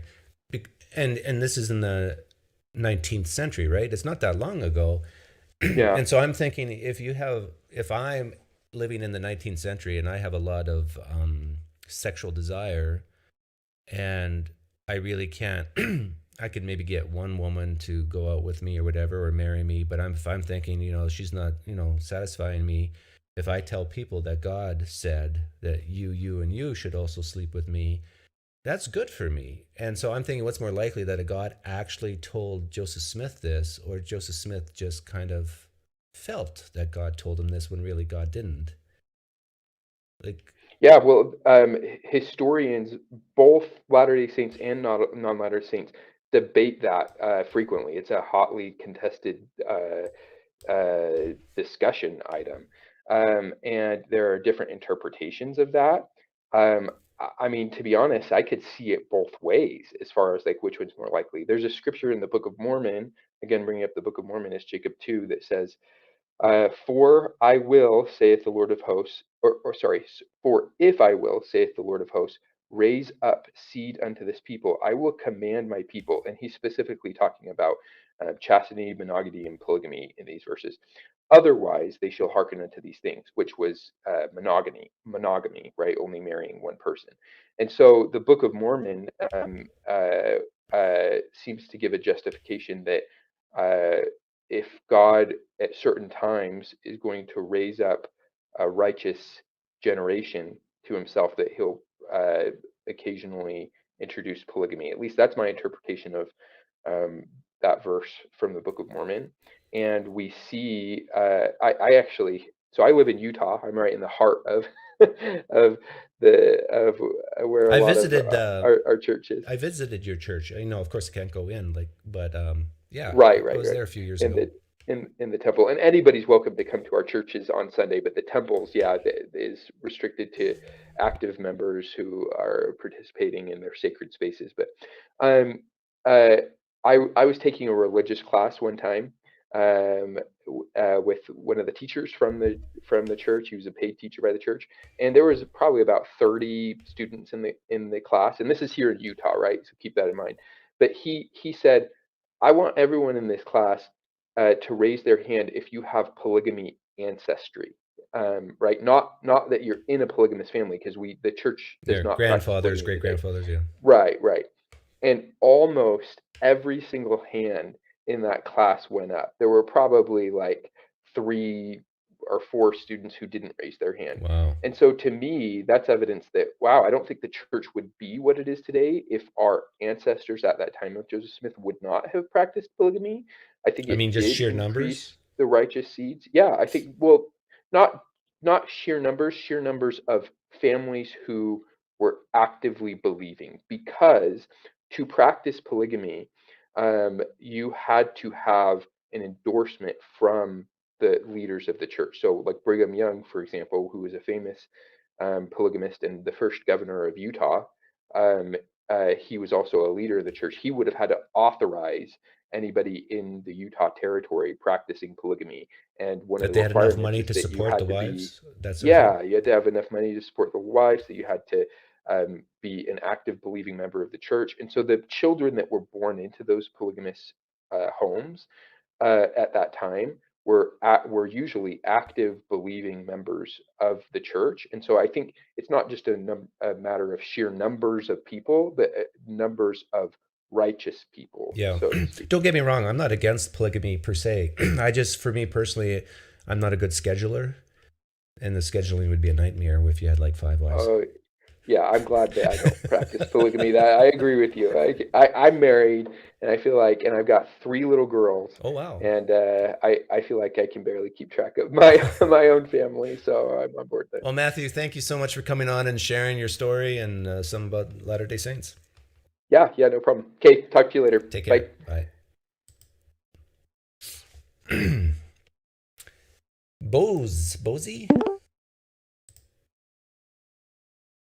Bose, are you there? I'll let you catch up.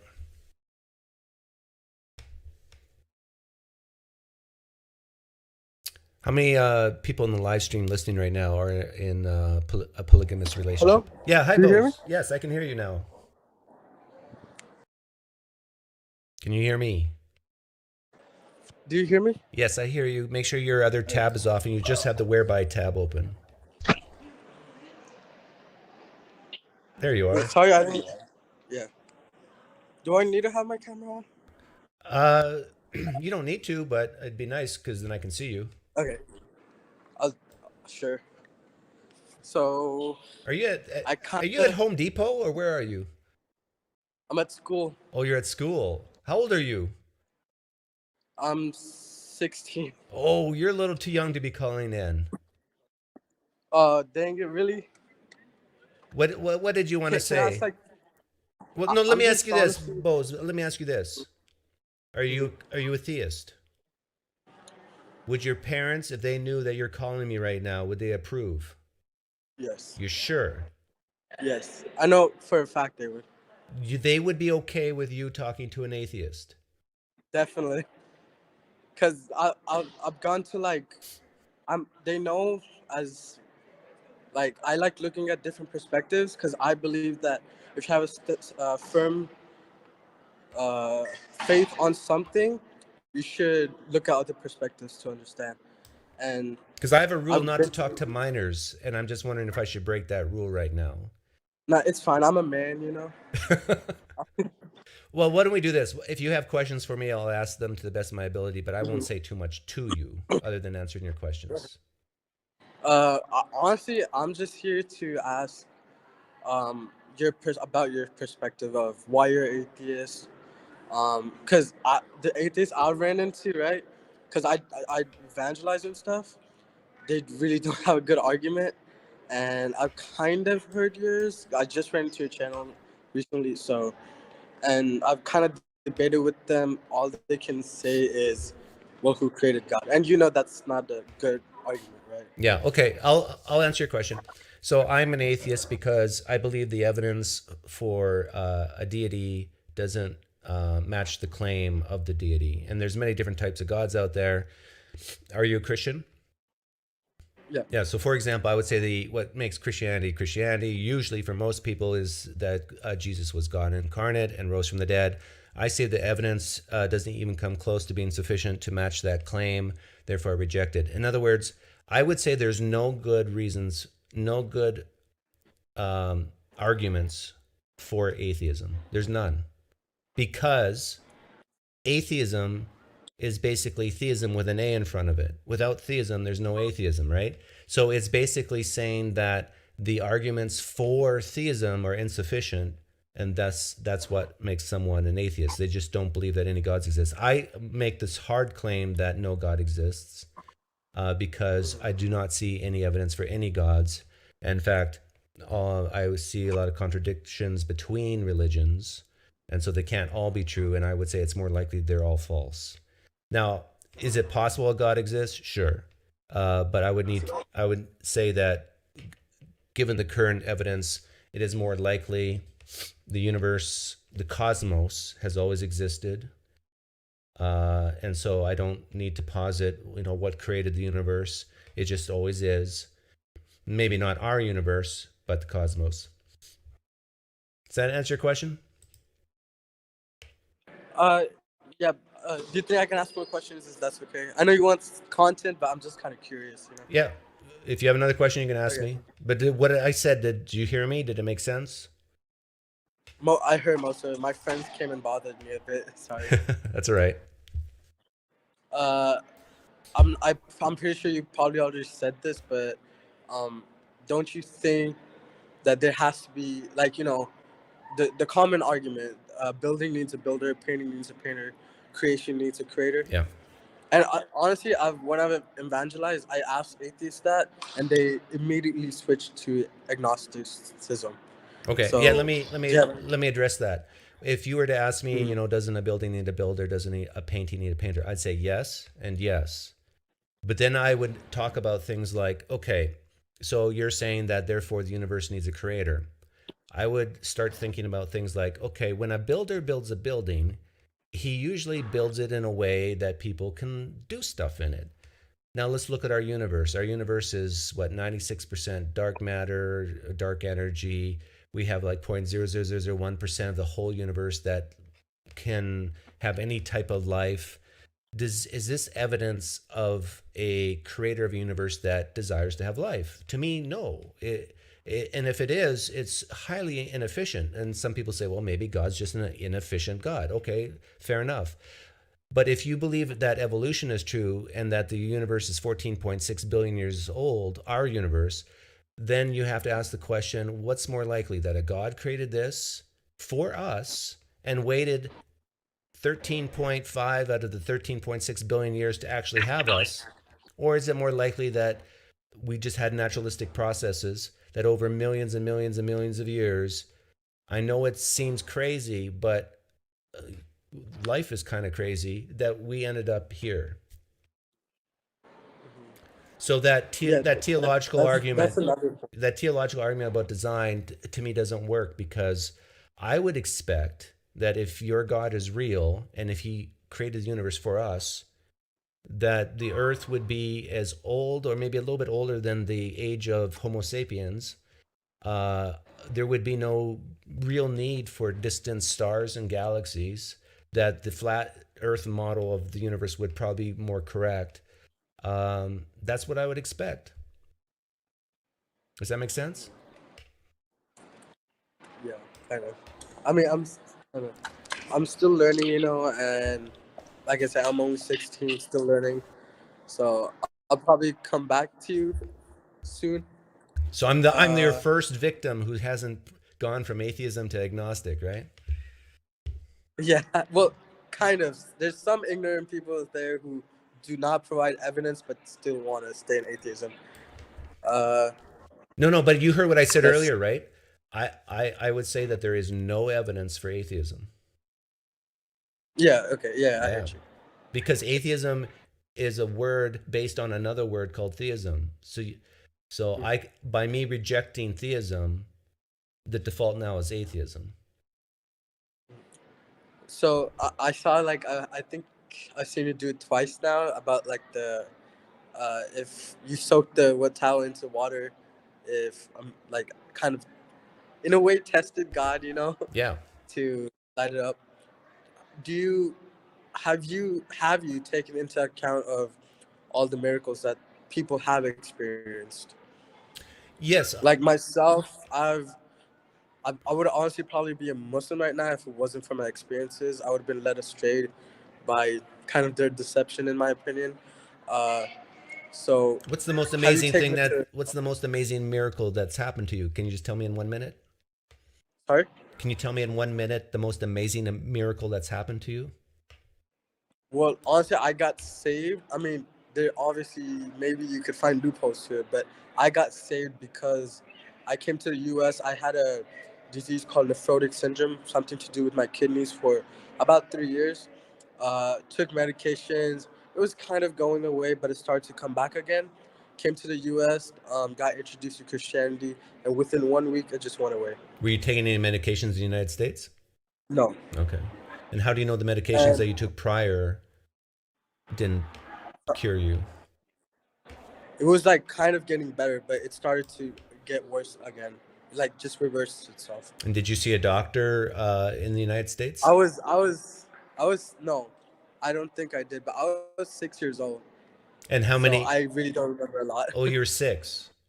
Yeah. Oh, well, yeah. If you don't remember a lot, how do you remember that it got better and then worse and then better again? Like, did your parents just tell you this?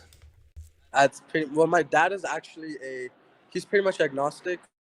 So I just, and both of them kind of say the same thing. So I have evidence from opposing side, and like my mom also converted with me, And and also from that point on, I've seen like prophecies that's happened to me and other people getting healed in front of my eyes. Of course, uh, people have been evangel. killed in front of you? No, healed. Oh, healed. I thought you said killed.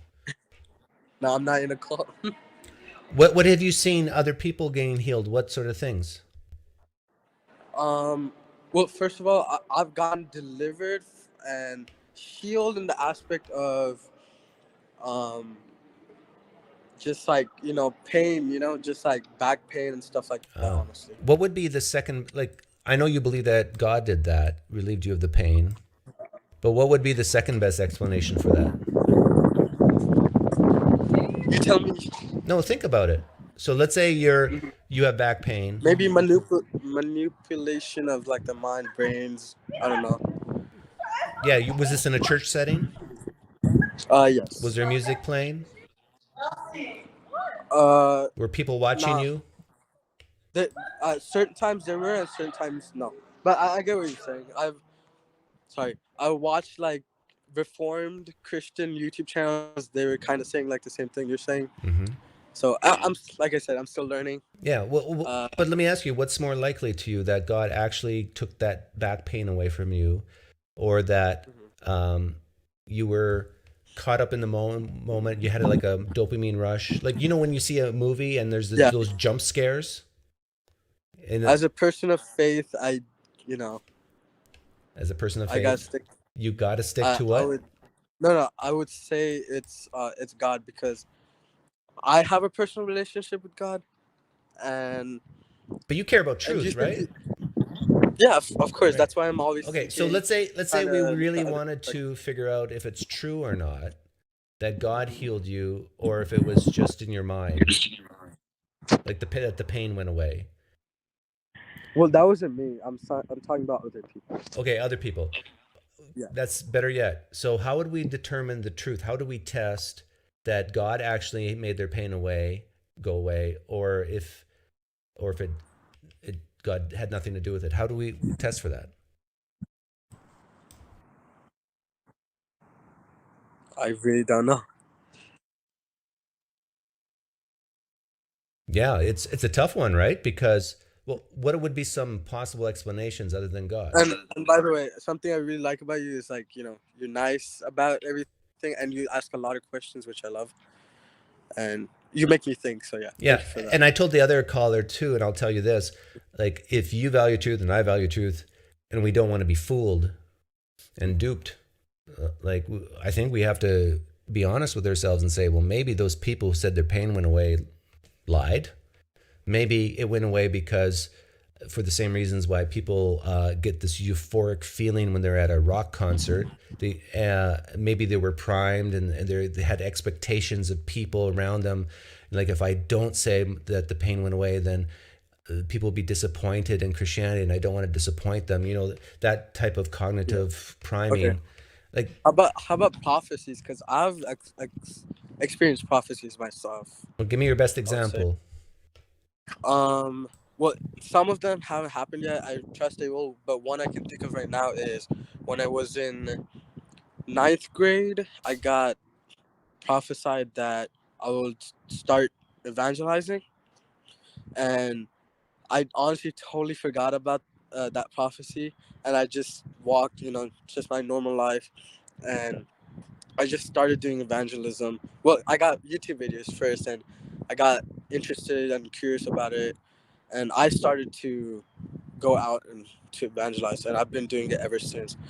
Okay, and also kind of like let's talk about that one for a second. Let's say like I became an atheist, I don't know, about 10 years ago or so. Let's say someone came up to me and said, I prophesy that you're going to start a YouTube channel talking about atheistic issues. Let's say an atheist says this to me. An atheist prophesies that I will start a YouTube channel. And they know me. They know I'm kind of outspoken. They know I like to ask questions. Do you think that's a pretty amazing prophecy that I would start a YouTube channel as an atheist before I did? As who I am, I would say that's a good prediction. Yeah, it's a very reasonable And prediction, and I right? But yeah, it could. I definitely understand, like, because I've myself, as a person of faith, stepped back into lenses of other perspectives, and I can definitely see where you're coming from, and I hope as a Christian you can see where I'm coming from as well. You know? Well, yeah, I definitely see where you're coming from. I Yeah. think you feel like you have to be a Christian Why do you think that? because many times in this conversation you said, "I see where you're coming from, but as a Okay. Christian, I have to say X," and then you fill in the blanks. I don't think I misspoke once saying I have to, and then I fixed myself. I don't think I really said I have to a lot.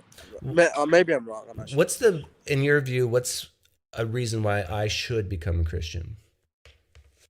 I would say, I mean, you may not realize it, but as my experience, everyone has a hole in their heart that only Jesus can satisfy.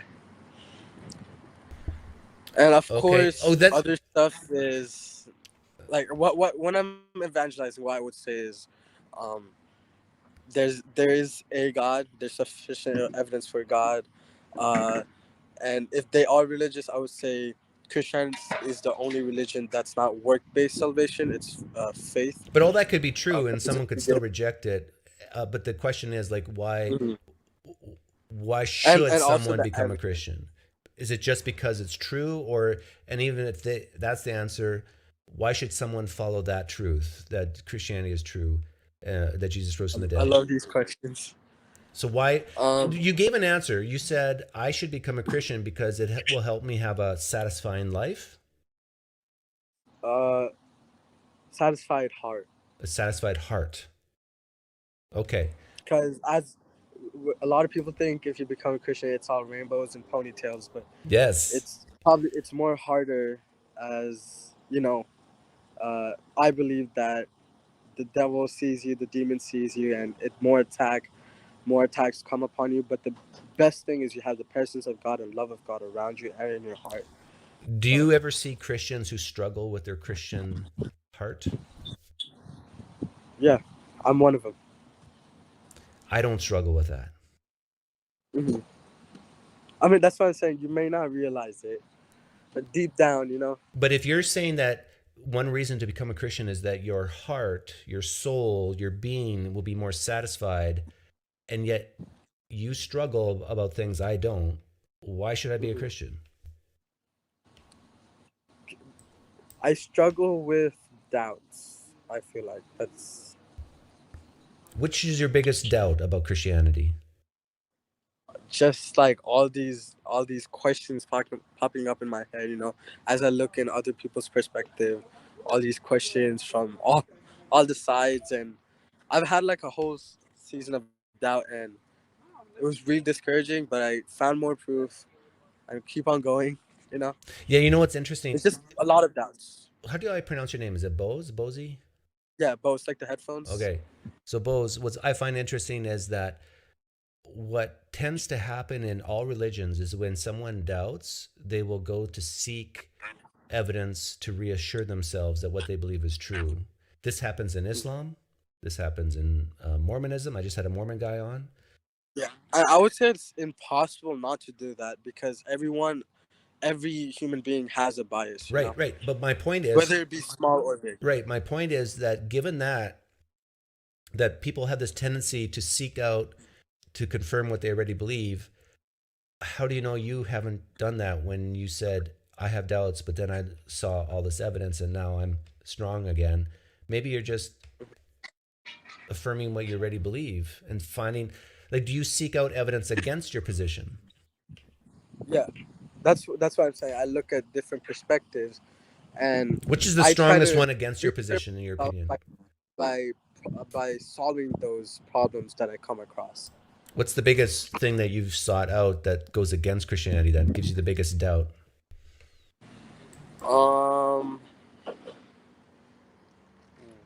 Maybe maybe the reliability of the Gospels, maybe just suffering.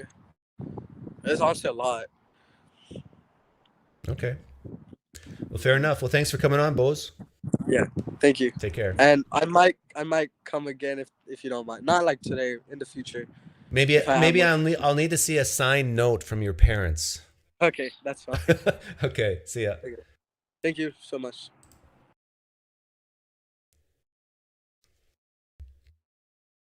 Nice kid.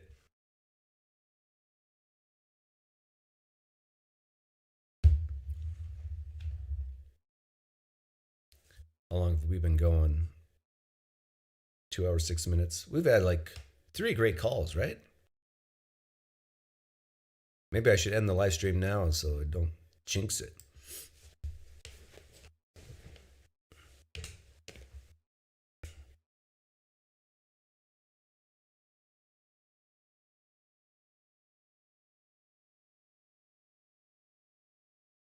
Yeah, the question about struggling, like I do not struggle with what is the will of God for my life. I don't struggle with why did my loved one die? Lord, why didn't you heal? Atheists like me, we don't, Christians, if you're listening, Mormons, even Muslims, we don't struggle with this.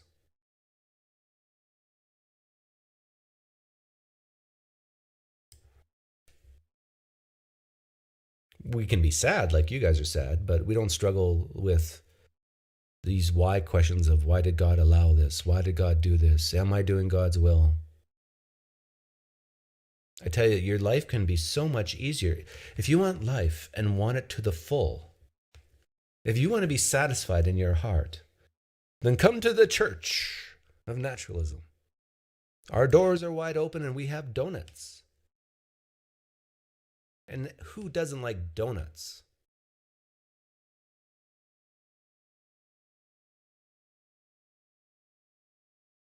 Yeah, same with fear of death, especially if you have a belief that hell exists.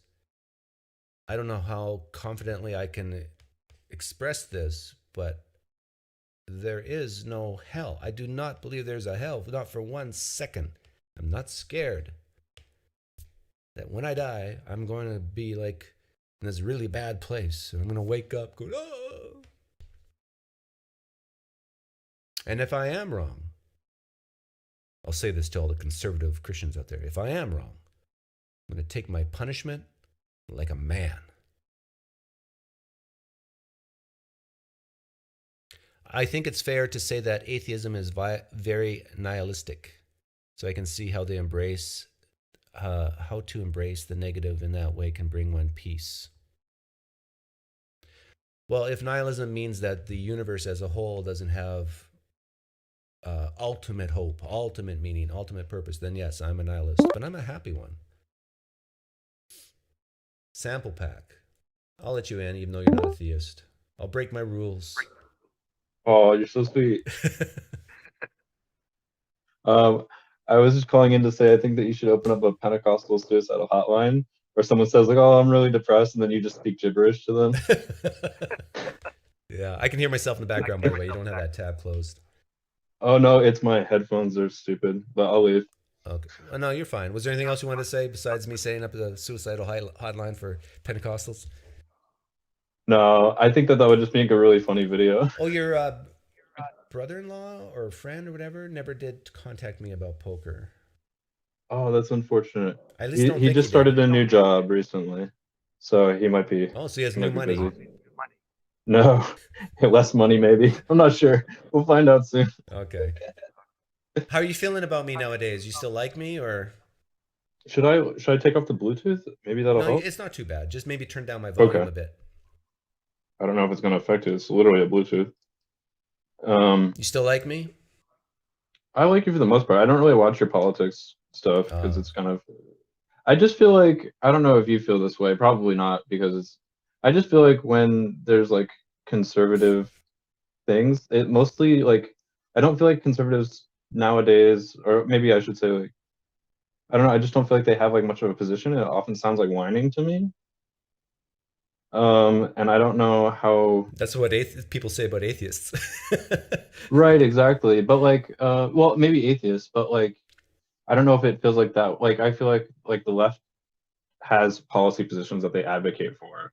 Like, I think Democrats are trying to push policy positions, and I feel like the current Republican Party just has no active policy positions besides like complaining about drag queen story hour and like, nonsense culture war Well, there's stuff. things like closed borders.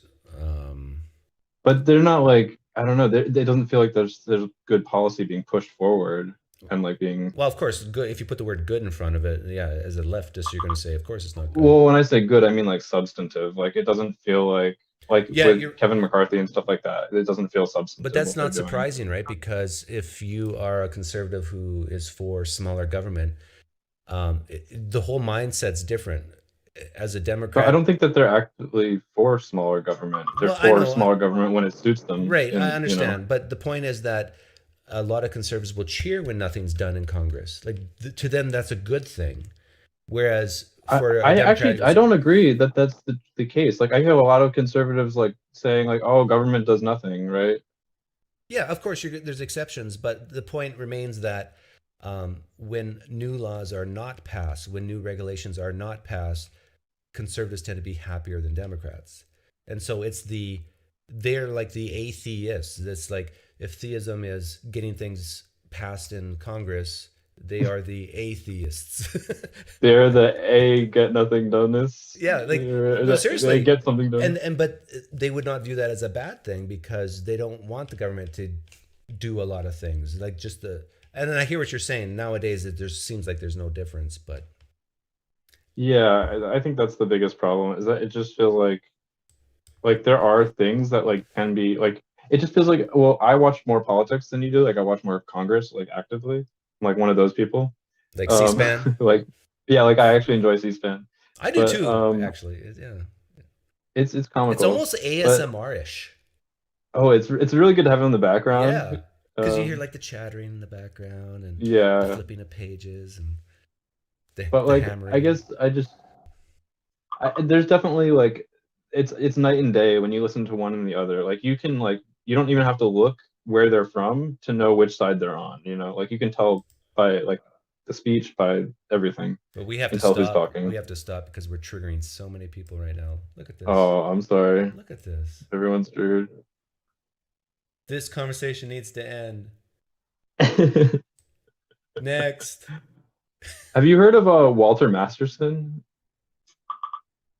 He's a comedian. He's pretty funny. He went to an abortion rally, an anti-abortion rally, and then he's trying to get them all to sign petitions to adopt and stuff like that. Oh wow, it's funny. Really funny. That's funny. Yeah, they're pretty short clips, and he like likes to troll these people.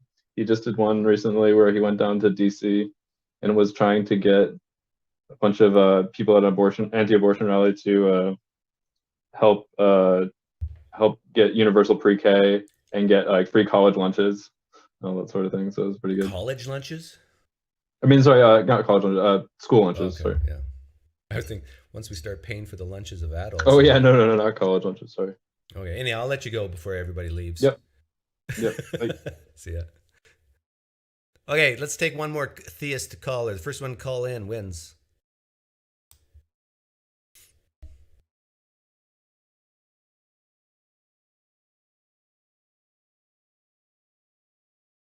Or loses, depending on how you look at it.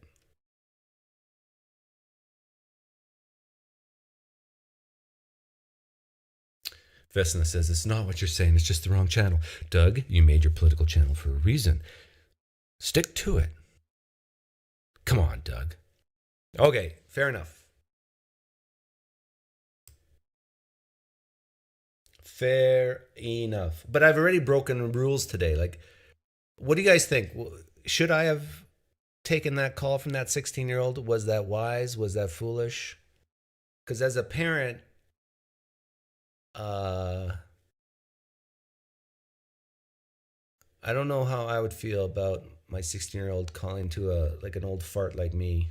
It just seems a little weird, right?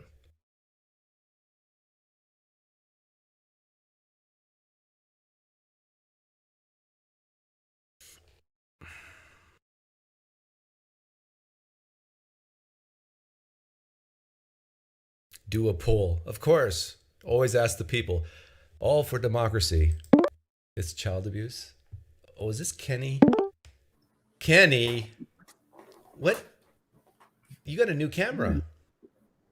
No, actually, it's my camera's too far back. You're seeing the top of my computer monitor. Should I talk to minors, do you think? Should you talk to minors? Yeah, like people less than 18 years old. No, it can be risky, I think. I think in that case, he seemed to be rather mature. I didn't see anything that would put a red flag up for me anyway, with him in particular. So how's my favorite false prophet doing? Still waiting on that to take place, aren't we? Well, that ship has sailed. Well, no, remember, you're the one with the date, not me. Well, come on.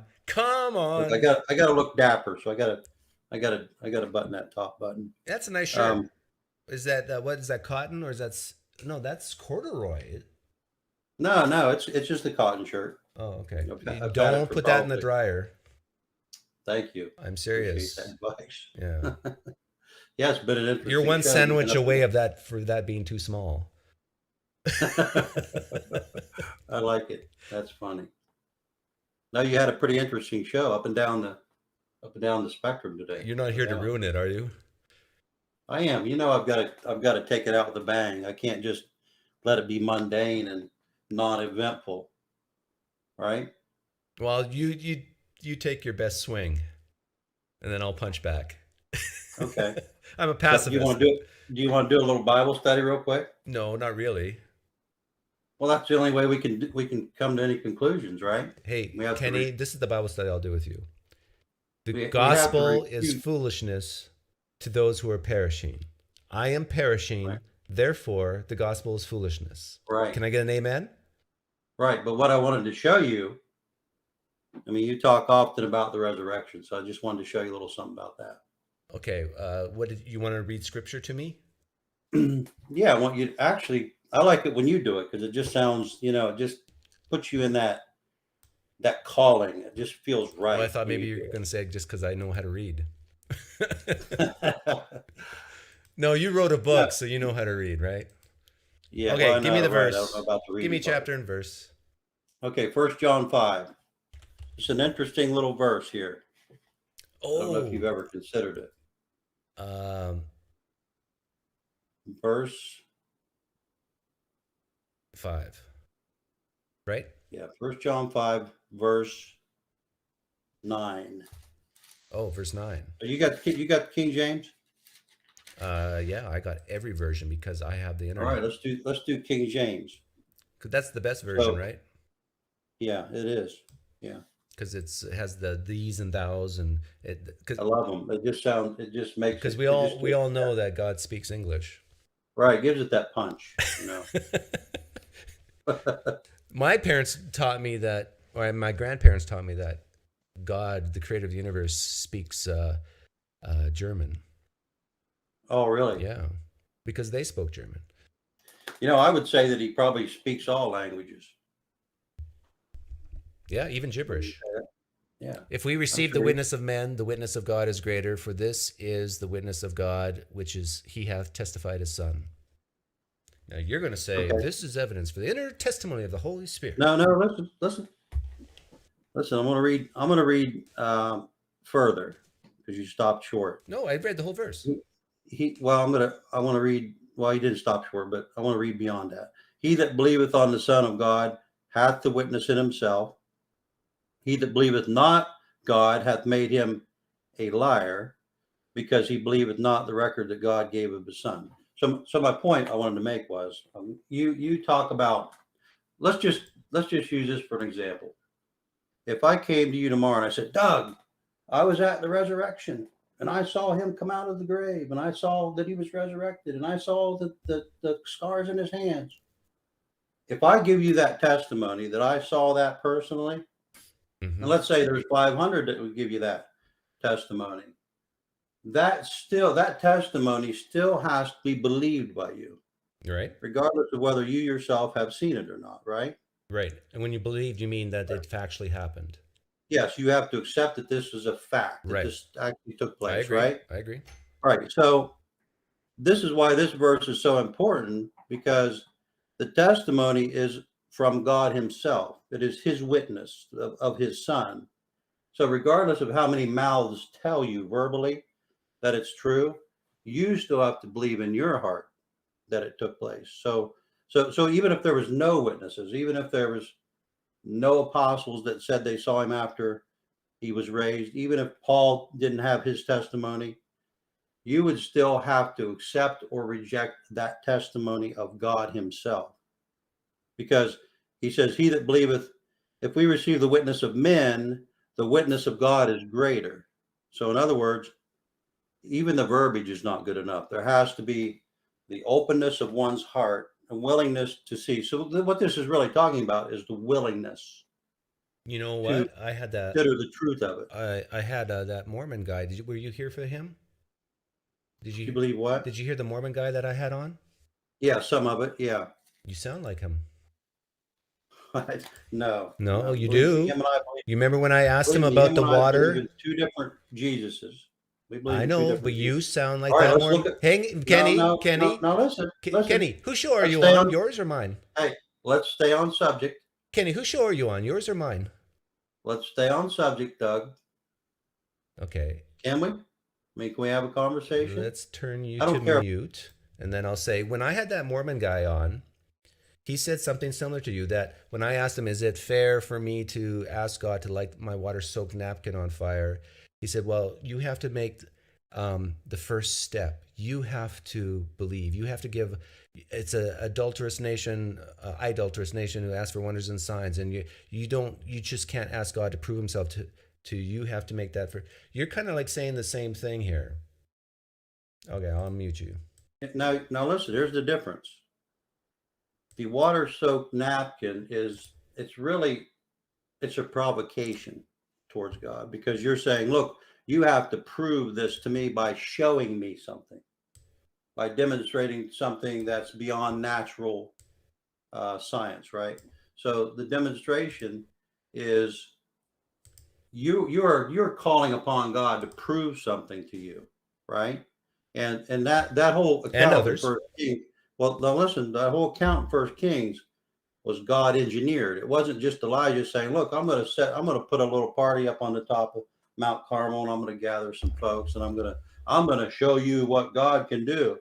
This was all engineered in front of an entire nation. How do you know it's not engineered that I'm asking? Maybe God engineered for me to ask people like you to light my water-soaked napkin on fire. No, not the same thing. How do you know God could not engineer that? Two different paradigms. You know that, Doug. You know that. You're saying that God can't use atheists to increase the confidence in believers? You have to be willing to believe one account. That's it. One account. That's why you can't. But I don't believe it. But, well, then I'll go to hell. God out to be a liar, right? Huh? I make what? God out to be a liar. No, right? I don't believe your God exists. So how can a non-existent being lie? Well, that's his claim. Right. That he has given you a savior, right? In order to get you out of your sin. And let me just say this too. I think, and I've seen you do this with folks a lot. You know, people say, well, I believe in the gospel to get out of hell, or I believe in gospel to feel better. You know, I believe in the gospel to be complete.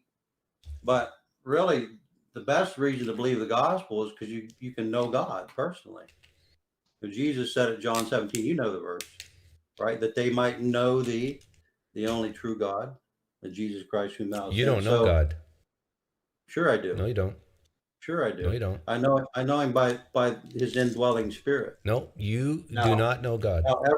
Now every attribute, no, I can't experience every attribute, but I do experience his nature. Sure. Nope. We partake of the divine nature. What you know We are Christians. is what this book has told you and what people have told you in traditions. There's an actual experience, Doug, that lines up with the book. And that is when the nature of God enters into your nature, you become born again, you become a new creature. What came first, the experience or the book? You become brand new. The book came first. The experience came first, actually. But you aligned it to the book, and the book came before the experience. No. The experience came in the book of Acts. Which is in the book. The book of Acts was written later. But I'm But saying when you your get personal practical, experiences, you gauge, you calibrate to the book. when I was born again, I did not go off of the book. I called out to God based on my own heart's cry. And he came, made me a new creature. When I got in the book, wow, this And is you exactly know what happened. God came into you how?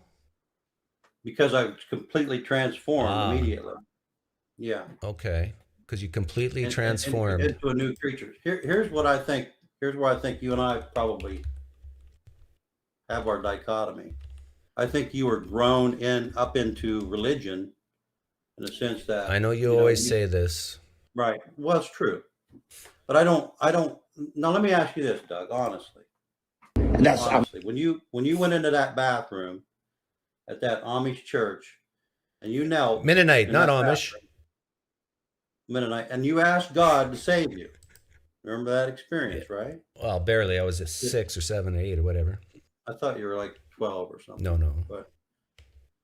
But regardless, did anything happen at that point? I felt good. I felt secure. You felt what? Secure. Like Secure? I'm not going to go to hell now. Right. But then a year so in other or a words, few months later, then I thought maybe I'm not a Christian and I am going to hell. That happens so in other over and words, over with you Christians. felt like you had a clean conscience after that then. But I'm going to share something, and put your thumb up if you can hear it. And if you can't hear it, then hang on a second.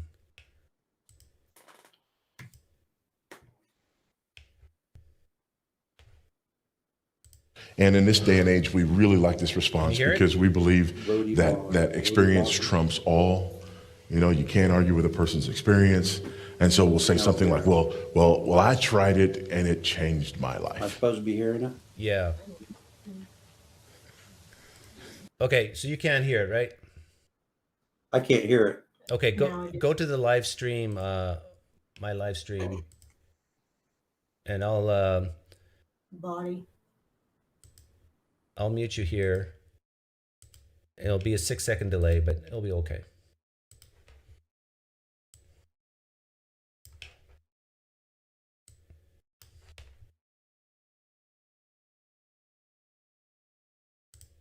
That because if people could understand where God brought me from, where he brought you from, where he brought him from, we are nothing without him. It's all about Jesus Christ. I was on my way to hell and I should be in hell.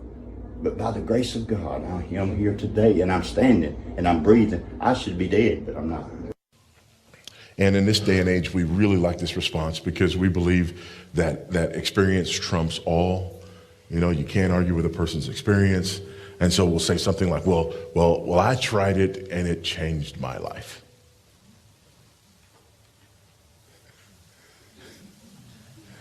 Good for you. Good for you, That's Kenny. Awesome. You tried it and it changed your life. Because you're the only person who's ever tried anything and it's changed their life, right? And maybe he'll tell you a story. I'll tell you a story about a guy who was from the United States. He was born and raised in the Midwest, part of a large family. Mother had mental problems. Father was murdered when he was young. He ended up having to go to Boston to live with his oldest sister. But there when he was in Boston, he ran into a crowd that was quite unsavory. And having run into this crowd that was quite unsavory, he became quite unsavory. And before too long, he found himself in prison in Massachusetts. In prison in Massachusetts, there's some men who approached him about his need for his life to be changed. They approached him about this Messiah that he needed to meet and encounter and to whom he needed to bow the knee. But he couldn't. He simply could not until one night in his cell, he had a personal, vivid encounter with this Messiah. And he bowed the knee.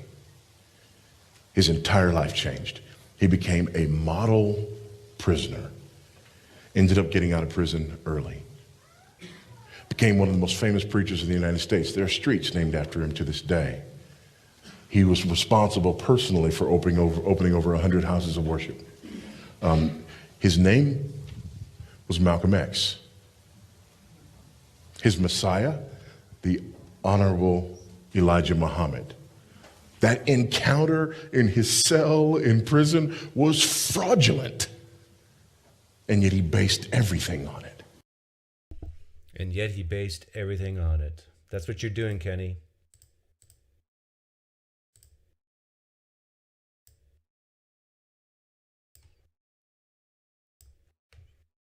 What's that? What do you say? Just like Malcolm X, he had an experience, Yeah, right. radical Right, change, right. radical transformation, Right. and he bases everything on that. That's what you're doing. No, I'm absolutely not. I'm basing it on the fact that, see, here's the difference. Experience is one thing, but abiding presence of God is another thing. And when the Spirit of God actually comes to live in you, there will be a transformation, and you will know God personally. That's a personal You're describing knowledge. Malcolm X. It's, well, perhaps he did have an experience in jail. Well, if he got converted in jail, His life was Glory to completely God. transformed, Kenny. What's that? His life was completely transformed. Well, could have been. So does that mean Right. Islam is true? So what's the problem? No, I'm saying in jail he could have had that experience. Right. Are you saying that his experience is not good evidence that Islam is true? Well, see, now was it Islam in jail, or was it Christianity being preached to him in jail? Islam. Oh, it was? Okay, I couldn't hear it. So are you Part. saying his transformed life is not good evidence that Islam is true? Right, absolutely. Because he doesn't have the abiding presence of God. Didn't have the abiding presence of God, and he didn't have But the your nature of God. transformation, your transformed life is good evidence that Christianity is true. Yes, because of the nature that comes in, the nature of God that comes in, the experience. See, that tells me, Doug, but that, you know, your experience that you had, where you say that you knelt and prayed in the bathroom, and you felt like your conscience was clear. You felt like you don't feel like anything entered you, right? You don't feel like any spiritual power entered you, any newness happened, like the Lord Jesus Christ did not come into your heart. So if I would have experienced that in a mosque, does that mean Islam is true? You cannot experience that in a mosque. It's not possible. Not You if can't you're have a pursuing- transformed life like Malcolm X? Not if you're pursuing Islam. It's a different God. It's a different God. How about Mormonism? It's a little G. Same thing, different Jesus. If it doesn't have the born again experience, Doug, then it's not. Then it No, can't what you're be saying is if it's not a solidified. born again experience found within Christianity, then it's false. And if it's in Christianity, Right. then it's true. That's what you're saying.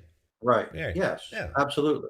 Yeah, because there is no born again experience outside of Christianity. You're saying that experience, that transformed life could exist, but that doesn't mean Islam is true. That doesn't mean Mormonism true, but it does mean Christianity is true. I do not believe that you can have a transformed life through any other religion. No, I don't believe that. I believe you can maybe, improve yourself by stopping doing this and stop doing that, maybe being more nice or more kind.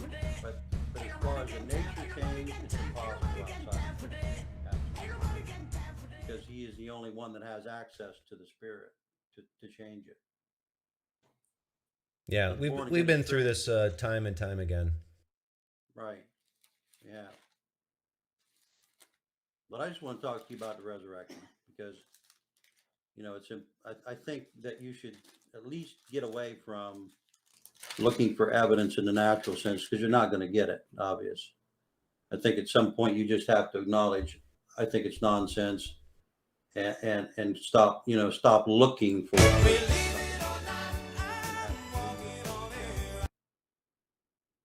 Would you agree with that? Yeah.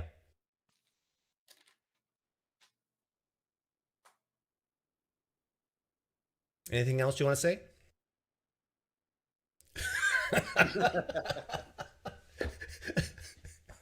I sure have missed.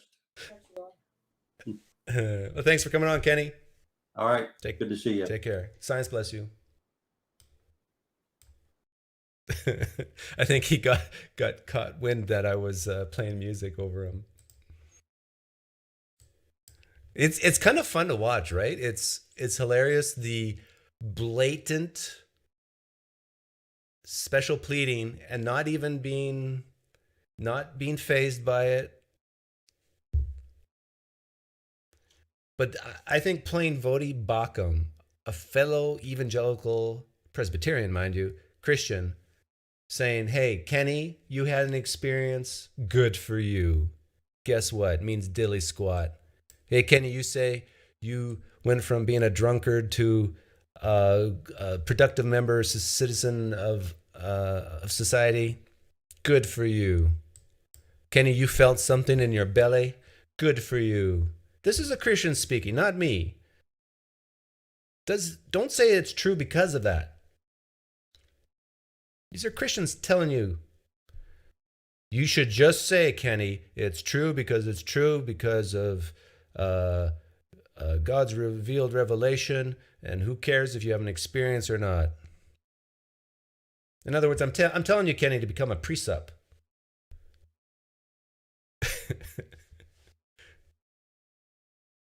It's not fun to watch, Doug. What? Not fun to watch me? My wife said the same thing to me the other night when I was dancing in the bedroom.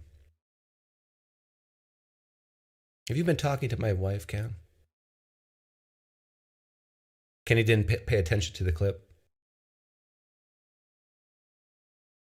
See, that's why I like Calvinists or precepts, because they don't give this personal good feelings argument. And you know me, like, I love feelings. Like, I think feelings are important. And you shouldn't deny your feelings. You know me, I'm a very touchy-feely guy. But still, you can't use this as a good argument.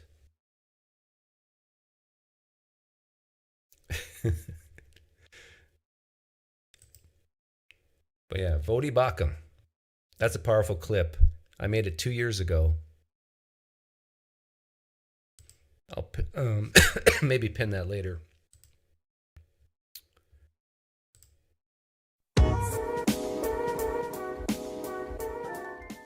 For the Bible tells me so.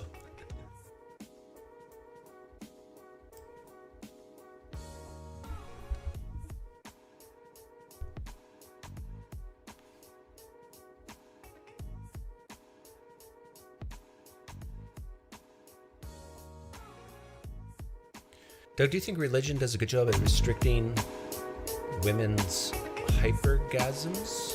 What? Hypergasmas? I don't know what that is.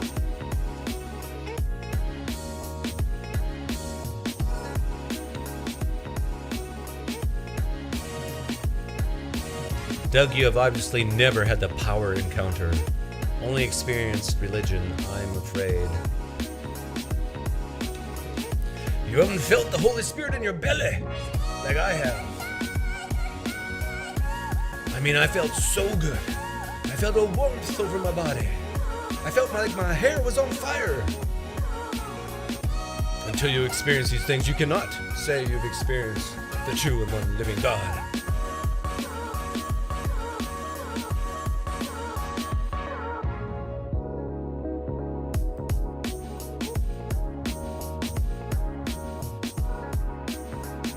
Doug, why do you play around with the future of your eternal soul? Hey!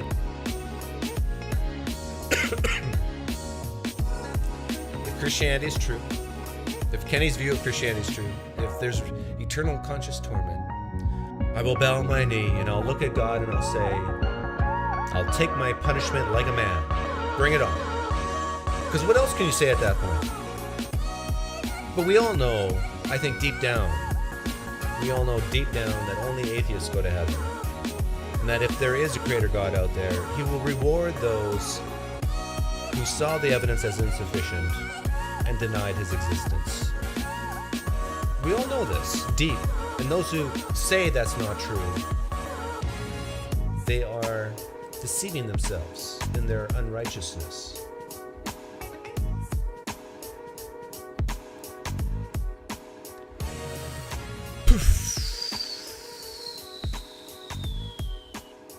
Thanks for hanging out today.